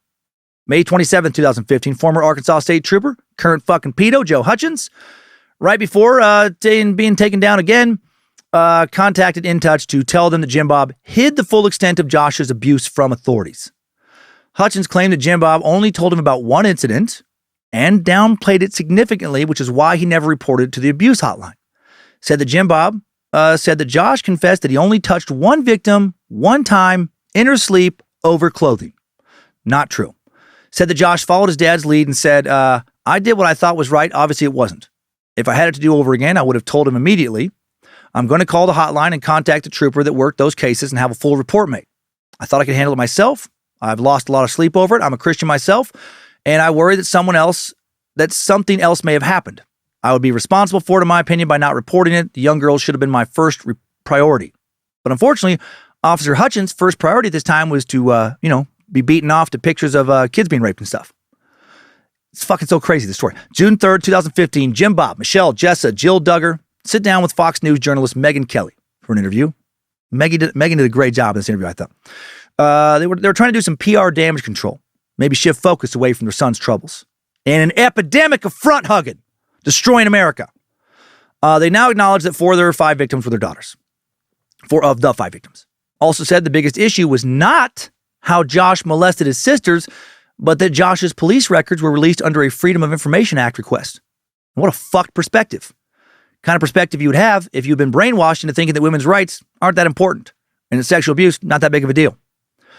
They announced that they might sue the police department. Jim Bob told Megyn Kelly that they wanted to protect juvenile records because mistakes juveniles make when they're young should be sealed. Totally. Protection. That's what Jim Bob is mostly about. Protecting his children, like his daughters, who he allowed to be continually molested. Jim Bob told Megyn Kelly, Josh came to us on his own and he was crying. He had just turned 14. He said he had actually improperly touched some of our daughters. He said he was just curious about girls. He had gone in and just basically touched them over their clothes while they were sleeping. They didn't even know he had done it. Jim Bob said that the girls didn't really understand what had happened to them. Of course they didn't understand. None of them had been properly taught about sex. Did I mention the IBLP homeschool curriculum contains nothing about sex education? Like zero? Like the Duggar kids never taught how sex works. Initially, they barely understood what molesting was. Right? They were so ignorant. They didn't understand what had happened to them, that it was wrong. Jim Bob said that they tried to deal with the issue as a family, but it continued. 4 sisters, family babysitter were assaulted. Yeah, that's fucking what happens when you don't fucking remove somebody like that. Oh my God. When that happened, when a kid that they could not control had been sexually assaulted, that's when Jim Bob and Michelle decided to do something, when the babysitter was touched. You know, it's one thing to finger bang your sister, Josh. It's one thing to ride her bike. Quite another to finger bang the babysitter and take her bike off some curbs and ramps and down bumpy trails and such. Jim Bob said that's when we pulled him out of the house. We said, he can't be here. But then he would just come back soon. He said Josh now went to receive live-in therapy at a Christian treatment center, but we know that didn't really happen. He just, did some construction. Jim Bob also denied knowing Joe Hutchins was now in prison for kiddie porn, and I think that's bullshit. This guy plays fucking dumb a lot. I don't buy it. I don't like it. Jim Bob accused Joe Hutchins of lying about only knowing about one incident of molestation. He insisted Josh told the full truth. Afterwards, he said that Josh and all the girls received counseling from a licensed therapist. No, they didn't. Said that Josh paid for his counseling himself. When Josh returned home, he said that he didn't think he was a threat to the girls because he was a changed person now. That's not how this works. Jim Bob and Michelle now made some new rules around the house. They said when Josh came back, boys couldn't, babysit girls anymore. Boys not allowed to play hide and seek with girls. No boys and girls allowed to be alone in a room together, and no one allowed to sit on anyone else's lap. Why not? Maybe more kids need to be reminded that their bodies don't belong to them. Maybe more kids need to be humbled by God's chosen humbler, Josh Duggar. Megyn Kelly asked why they decided to do a show knowing they were hiding such a huge secret, and Jim Bob responded, we had nothing to hide. Well, then why'd you fucking hide it, you piece of shit? We had taken care of that years before. We had a clean bill of health from the state. Not exactly. Michelle stated that she believed there was an agenda for releasing the police report. She thought scrutiny against her family was motivated by a dislike of their conservative values. Right? They just refused to focus on what matters here. Maybe people were motivated by a dislike of people who don't protect their children. People who build a brand on strong family values who don't uphold them. Jim Bob ran for Senate on a platform that included making incest a crime with capital punishment and then does this. Right? These people suck. Jim Bob and Michelle speculated that maybe a bribe or a personal agenda was the motivation to release the police report. They said that Josh had once spoken to a police captain, Kathy O'Kelly, at a meeting and offered a handshake, and she refused to speak to him. I like Kathy. Police captain was about to retire, made a statement that there were a few things she wanted to fix before she retired, and they thought that one of the things was exposing Josh's past. And you know what? If she did, good for her. Michelle said, I think every one of us have done things wrong, and that's why Jesus came. This is an agenda. And there's people that are, purposing to try to bring things out and twisting them to hurt and slander. Oh, Michelle, you fucking half-wit. Yeah, we've all done things that are wrong, but most of us have not done something as wrong as, molest our siblings on multiple occasions and the fucking babysitter.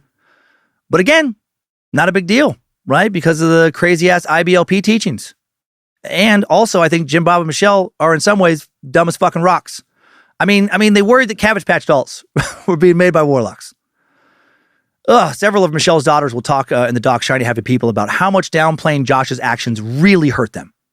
Made them feel like what happened to them did not matter, right? They were re-traumatized, like they were wrong to feel like it was a big deal. Megyn Kelly asked Jim Bob and Michelle what they thought about people who called them hypocrites, and Jim Bob said, I don't think you would go up to total strangers and say, hi, my name is so-and-so, and I want you to know what I did when I was a child and share everything about your past. I mean, I've done that. I talk about fucking a banana. It's cool. In a grocery store bathroom. Every family has things that happen in the families. Some families maybe have darker things than others. They sure do, Jim Bob. They sure do. And when things are real, real dark, the authorities should know about them. Also, a guy who put his family through 10 seasons of having a reality TV production crew in their home talking about keeping certain parts of your life private is ridiculous. Megyn Kelly asked Michelle about a robocall recording now that she had made where she referred to transgender people as being child molesters. Asked how could she do this and judge people who hadn't, to her knowledge, done anything wrong, knowing what her own son had done. And Michelle responded, I think that protecting young girls and not allowing young men and men in general to go into a girl's locker room is just common sense. Deflect. Michelle should never talk about common sense because she doesn't have any. Also, it would be common sense to remove a sexual predator from your home. Megyn Kelly wasn't going to let the answer slide. She said, this is different because you injected child molestation into it. And now Jim Bob interrupts. I think you actually said pedophile in that. And actually, a pedophile is an adult that preys on children. Joshua was actually 14 and just turned 15 when he did, what he did. Legal definition is 16 and up for being an adult preying on a child. So he was a child preying on a child. Just fucking admit you fucked up. They both then inserted they didn't think Josh was a pedophile. Not their sweet baby boy, even though he was. Michelle ended by tearfully saying, I think what's so devastating for me as a mama is that we took our children to the safety center. We trusted them. We trusted the police department. Our children poured out their hearts. They shared everything. And then to have their trust betrayed and for all their information and everything they shared to be turned over to a tabloid. As a mom, that breaks my heart for my girls because they've been victimized more by what's happened in these last couple weeks than they were 12 years ago. Because they honestly didn't even understand and know that anything happened until after the fact when they were told about it. In our hearts before God, we haven't been keeping secrets. We've been protecting those that needed to be protected. Fuck you, Michelle Duggar. What your son did to your daughters, the way you added additional trauma by not protecting them and having it happen again and again, that shit is what victimized your kids the most. Not the police, not the tabloids. So sad that such a shitty mom was blessed with so many kids. Megyn Kelly spoke to the daughters next. Jill, 24, Jessa, 22, identified themselves as two of the victims. Jill called the news coverage a re-victimization. That's 1,000 times worse. 1,000 times. Because this is something that was already dealt with. We've already forgiven Josh. We've already moved on. But how gross is this? She will, a few years later, say in the doc, Shiny Happy People, that she was coached to give that response by Jim Bob. Heavily. She made that up, right? To protect the family. Talk about being re-traumatized.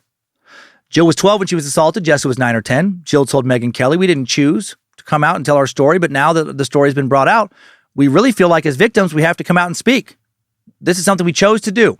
Nobody asked us to do this. Most of the stuff out there is lies. For truth's sake, we want to come out and set the record straight. But again, she was asked to do that by her fucking dad. Heavily coached. Must protect the brand. Jessa explained in Josh's case, he was a young boy in puberty. He was a little too curious about girls. And that got him into some trouble. And he made some bad choices. But really the extent of it was mild. Inappropriate touching on fully clothed victims, which is not true. Most of it while girls were sleeping. And everyone knows, by the way, it's okay to do shit to girls while they're asleep. Imagine that mentality. This is why it's such a travesty what happened to Bill Cosby. He barely did anything wrong. He did shit to women who were asleep. He made them fall asleep, but they were asleep. And what happens when you're asleep doesn't matter. Jessa told Megyn Kelly, I do want to speak up in defense against people who are calling him a child molester or a pedophile or a rapist. Some people are saying, I'm like, this is so overboard and a lie, really. I mean, people get mad at me for saying that, but I can say this because I was one of the victims. I can be coached by my father to say this. Jessa then went on to say the system that was set up to protect kids, both those who make stupid mistakes or have problems like this in life and the ones who are affected by those choices, it's greatly failed. And again, all coached to pretend that the system has victimized them more than the brother. And how is all this blame shifting affecting Josh? I imagine it's making him feel like what he did was not that big of a deal, right? That he's a victim too, which gives him less incentive to seek therapy and take this all very seriously, which makes him that much more likely to reoffend, which he will. July 26, 2015, TLC officially cancels 19 Kids and Counting. They didn't like the fucking interviews. After thoughtful consideration, TLC and the Duggar family have decided not to move forward with 19 Kids and Counting, but really just TLC. The show will no longer appear on the air. The recent attention around the Duggars has sparked a critical and important conversation about child protection. Yep. TLC also announced plans to air a 1-hour documentary about child sexual abuse as part of their partnership with RAIN and Darkness to Light, some great groups, actually, dedicated to protecting, the victims of sexual abuse. I believe we've donated to RAIN in the past. Pretty sad when reality TV producers end up having better morals than the supposedly wholesome Duggars. In August 2015, another scandal rocks the Duggar family. A group of hackers get into the Ashley Madison website, leak the user's data, and this ousts Josh Duggar as a customer of Ashley Madison, a cheating website promising discreet encounters full of front hugs with married people. Josh used the site between 2012 and 2015, spent $968. How many discreet encounters did that pay for? How many front hugs did he get? How many bikes did he ride? And ride so hard. trying to do backflips, tail whips, wiping out, fucking up the shocks, wearing out the tire treads, knocking the chain off, and not even caring. Josh's username was Josh the Man. He wrote in his profile that he was an attached male seeking female. His desires were conventional sex, experimenting with sex toys, and one-night stands. His personal interests included travel and photography. Josh said he was turned on by, quote, professional, confident women who dislike routine and have a secret love nest. What the fuck is a secret love nest? It sounds pretty cool. It sounds like he wanted the good stuff, the freaky shit. The stuff that Lucifina is like, are you sure you're ready for this shit? Stuff not intended for procreation. August 20th, 2015, Josh Duggar releases a statement indirectly admitting to using the website and his secret addiction to pornography. He writes, I have been the biggest hypocrite ever. While espousing faith and family values, I have secretly over the last several years been viewing pornography on the internet.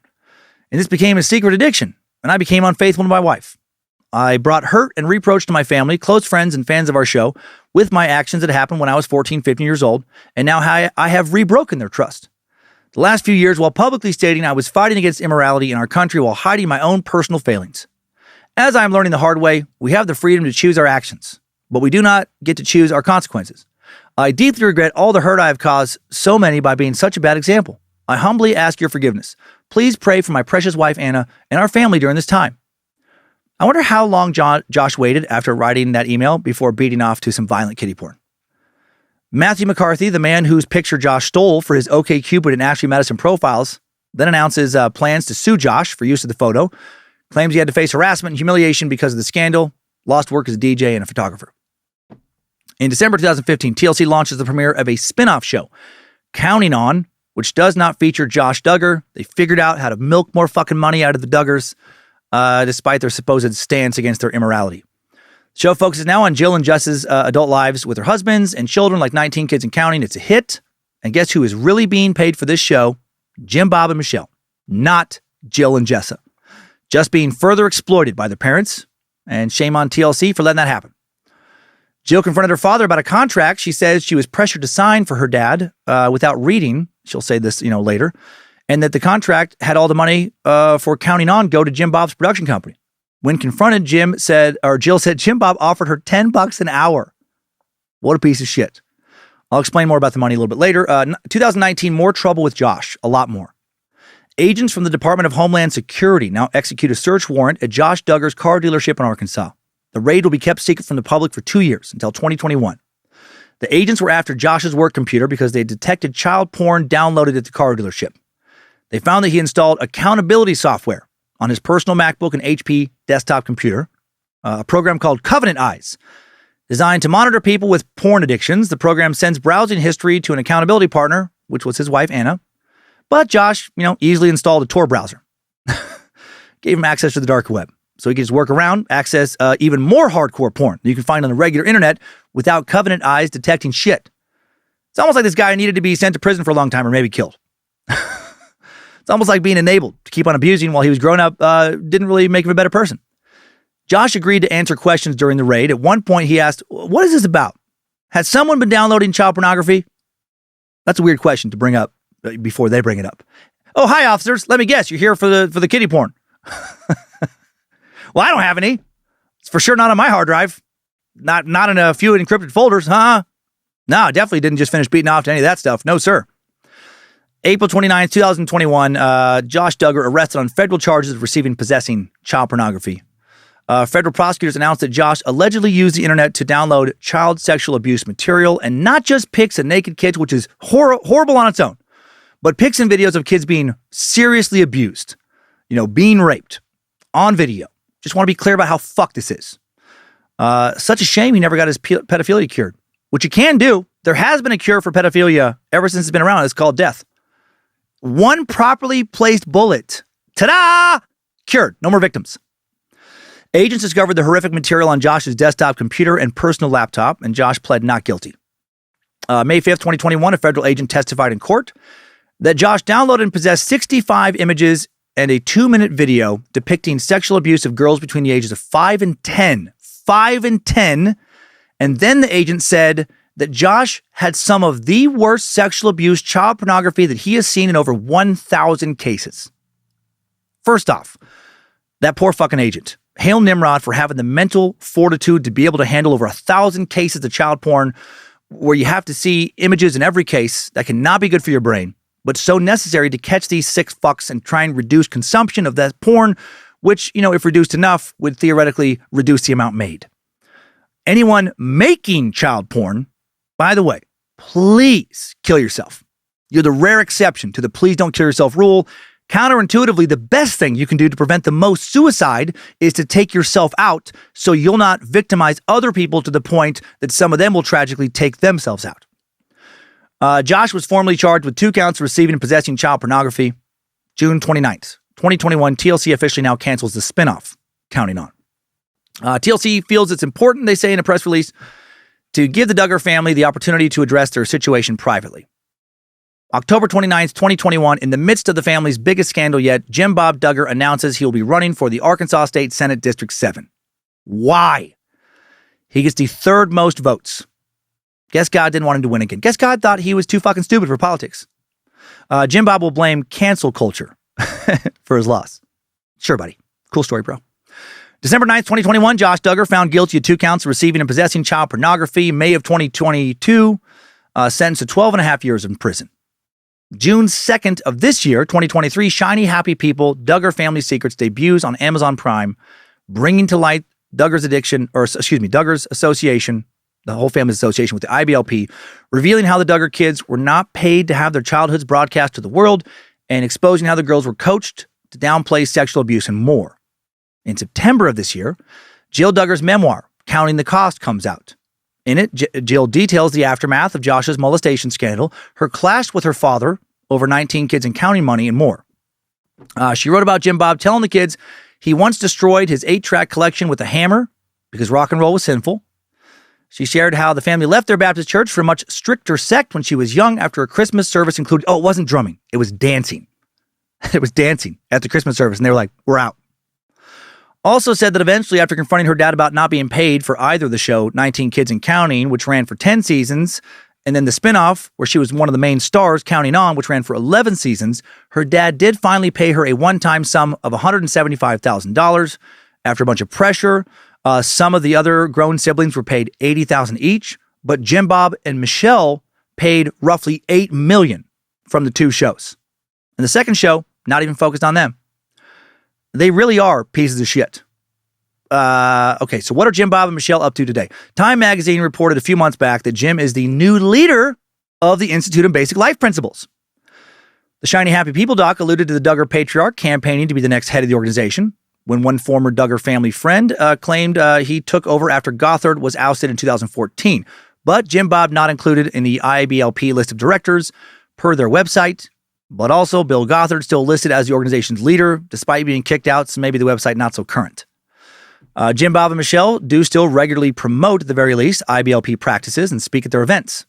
In May of this year, Michelle congratulated their son, Jackson, for completing Phase 1 at the Alert Academy in IBLP ministry. Based on the family website, it seems that the Duggar family still resides in their compound.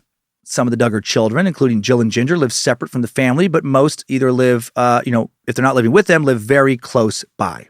And that will take us out of the timeline. Good job, soldier. You made it back. Barely.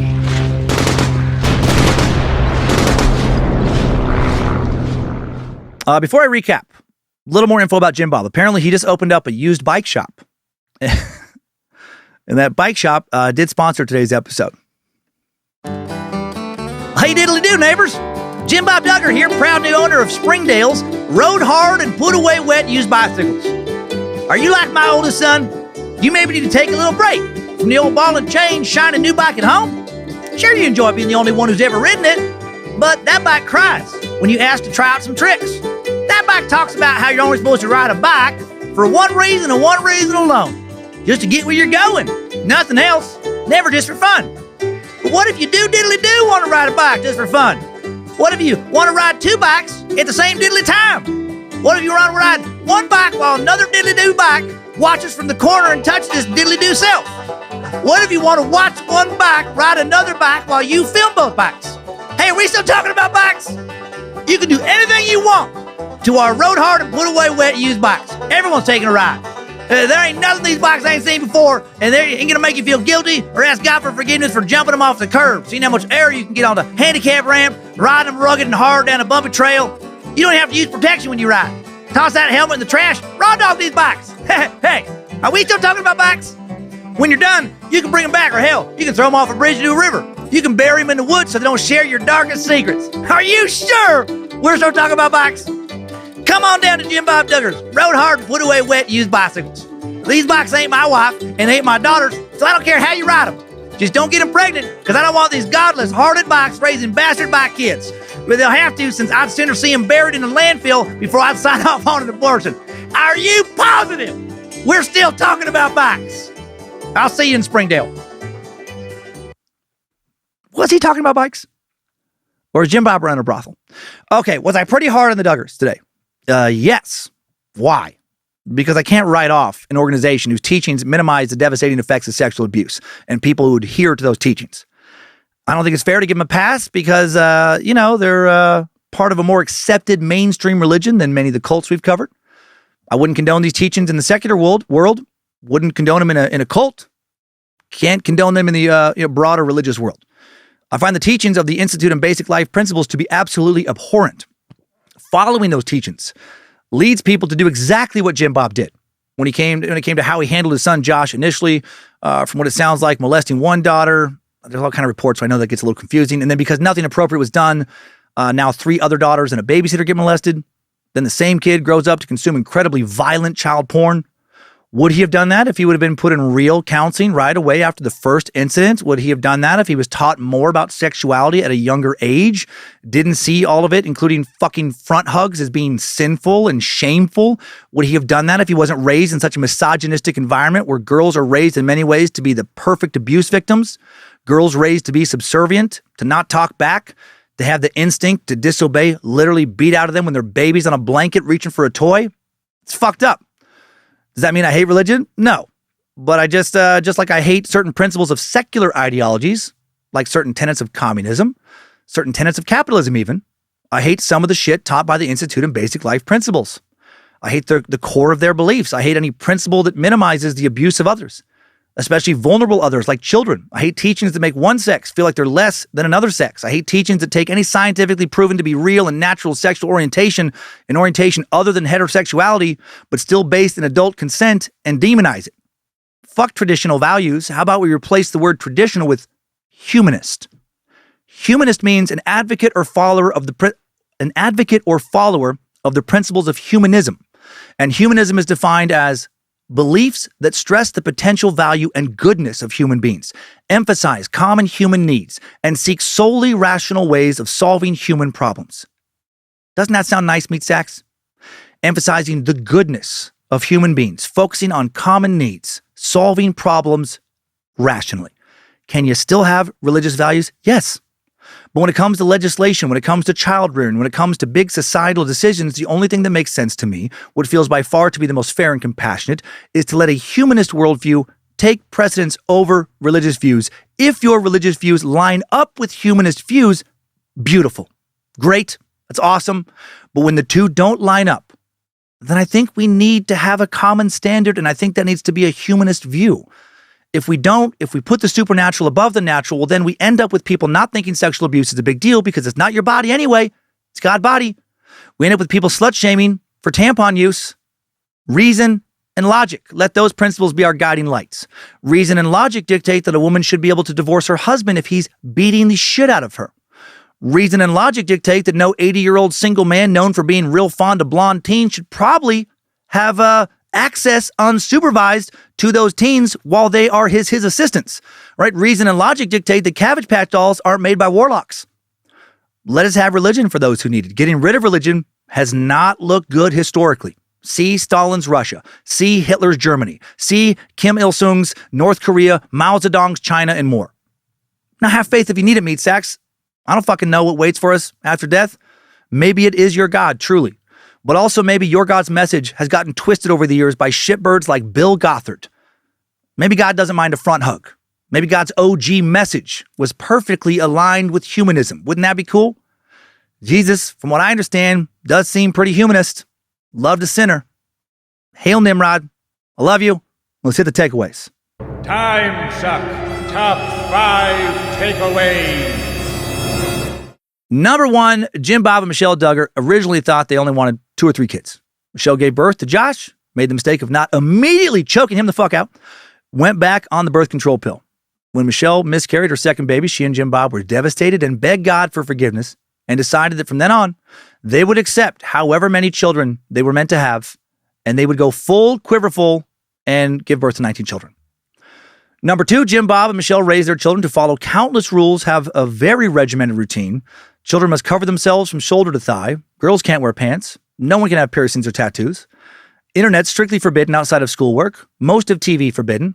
Each child must complete their IBLP schoolwork, assigned chores or jurisdictions, and a few hours of music practice every day, but no devil drums. Older girls must do their school, chores, babysit, keep the house running. When it comes to sex and dating, forget about either before marriage. Potential partners not even allowed to front hug, go anywhere unsupervised, or even have private texting conversations. Number 3, the Institute in Basic Life Principles is horrific. Right? Question: what if a wife is a victim of her husband's hostility? Answer: there's no victim if we understand we are called to suffer for righteousness. Are you kidding me? Number 4, in 2015, In Touch magazine revealed shocking secrets about the Duggar family. In 2002 and 2003, Josh molested 5 young girls, 4 of them as sisters. Jim Bob waited over a year after the first girl came to him to go to the police, and then when he did, no official report filed because he downplayed the abuse. And the officer he reported the abuse to was a huge kiddie porn guy. Number 5, new info. Let me share some more thoughts about IBLP founder Bill Gothard. From a post on Recovering Grace, a website that exists to help people harmed by the teachings of Bill Gothard, the Institutes in Basic Life Principles, and the Advanced Training Institute. This comes from April of 2015 from a former member. The post titled, "The Brilliance of Bill Gothard." I found this really intelligently written. Bill Gothard created a cult, and he did a fine job of it. He didn't create a commune that physically isolated his followers from the rest of the world. He didn't lead weird sessions with chanting and candles. He didn't even come up with strange names for his teachings.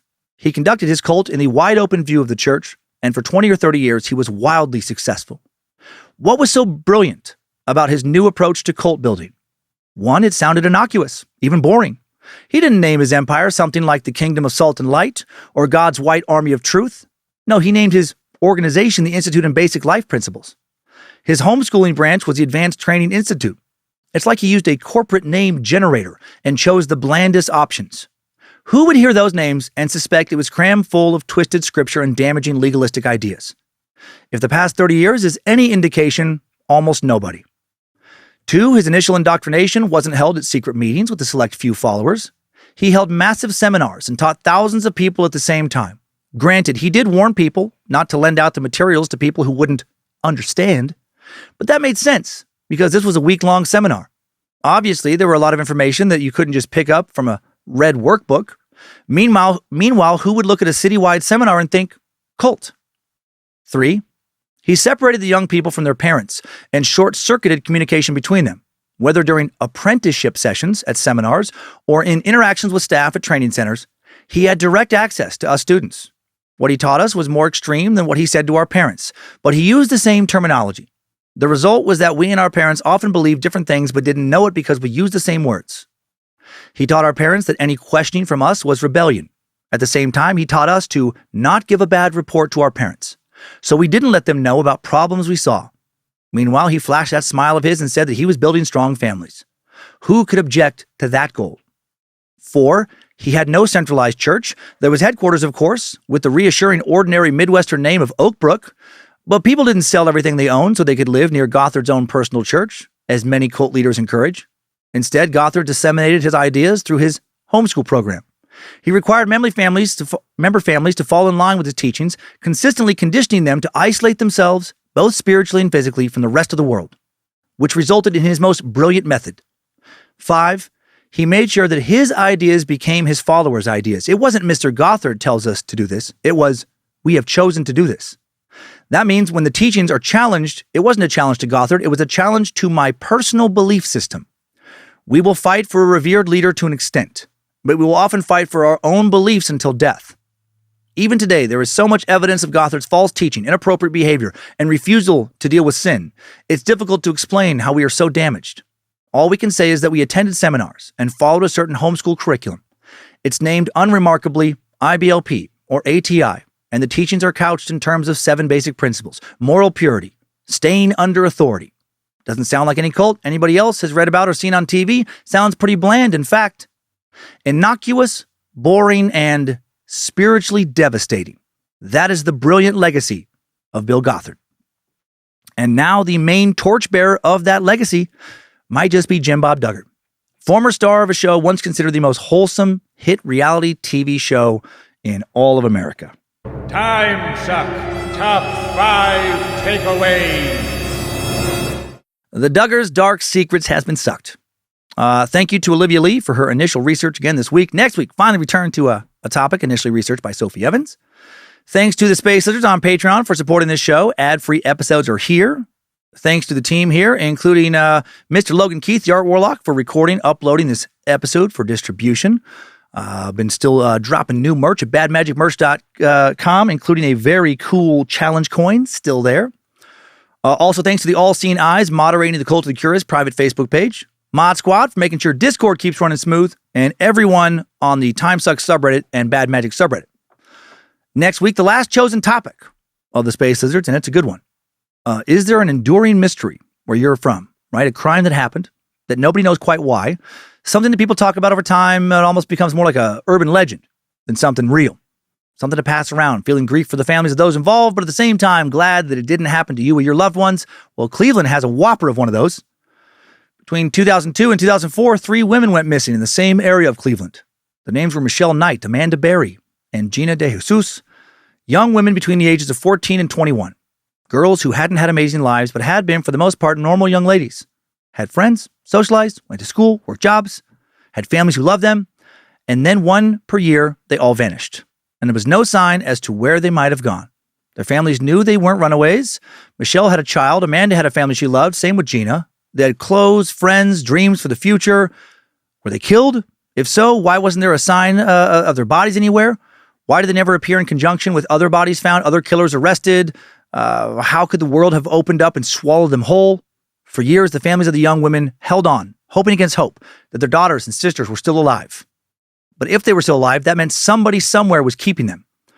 And that would turn out to be true, along with so many horrifying facts about their captivity that some of them seem hard to believe. Starvation, beating, rape, mutilation, mind games. And at the center of it all, a middle-aged, innocuous-looking bass player named Ariel Castro. The Cleveland kidnappings next week here on Timesuck. And now for this week's updates. If you'd like to send us an update, please email us at bojangles@timesuckpodcast.com.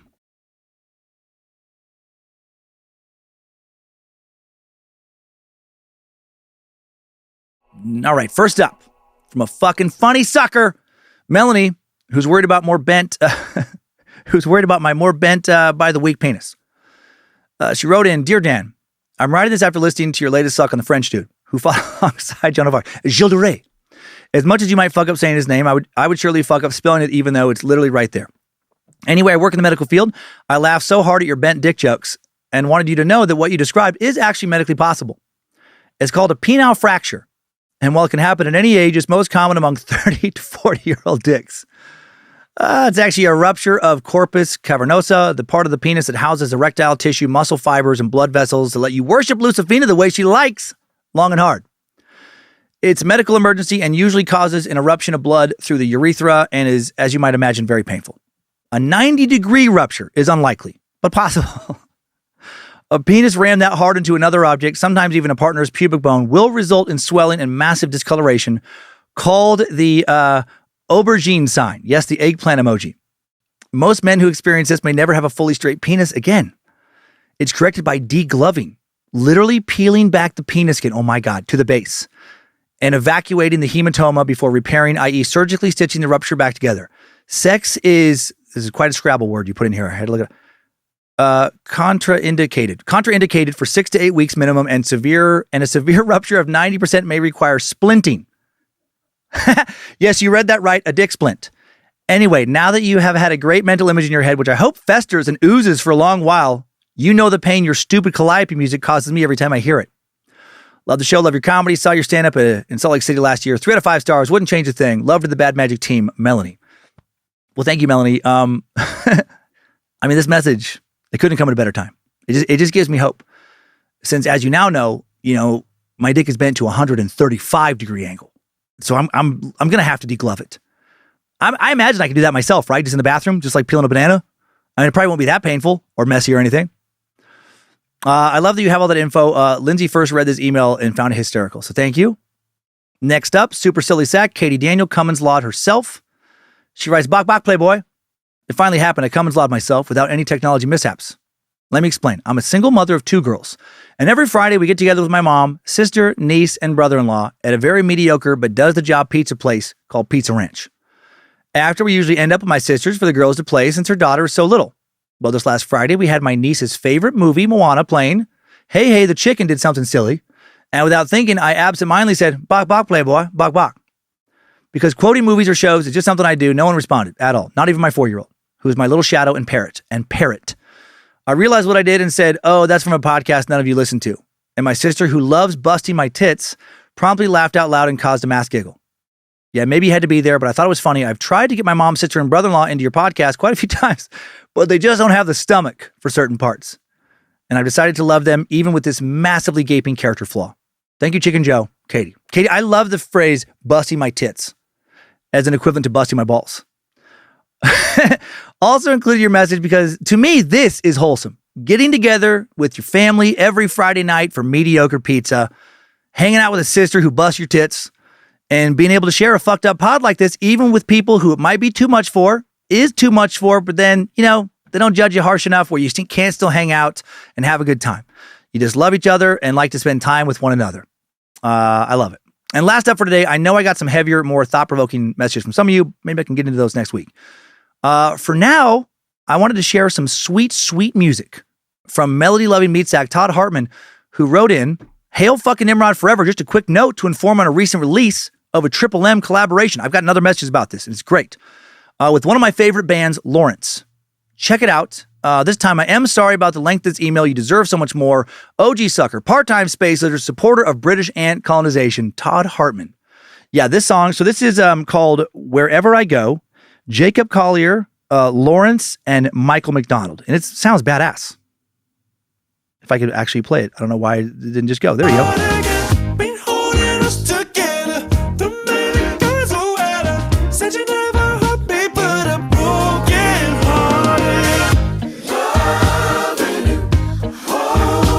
That's Triple M.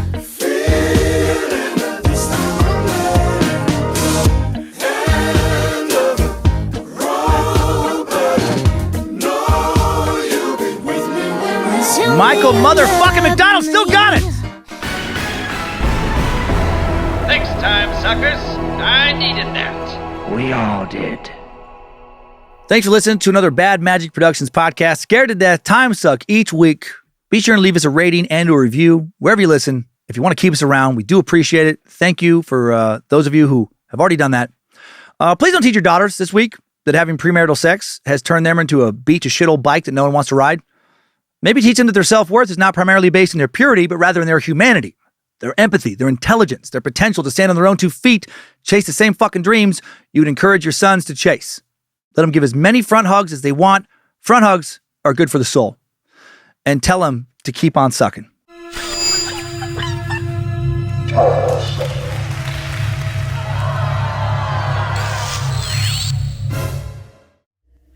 Bad Magic Productions. Does this drum-laden track really sound satanic to you? I mean, come on. So far away, I know that you want me, but we both know it's over. With a little bit of time, it'll all be okay. This is the devil. I hope I go to hell. Gonna have great fucking tunes down there.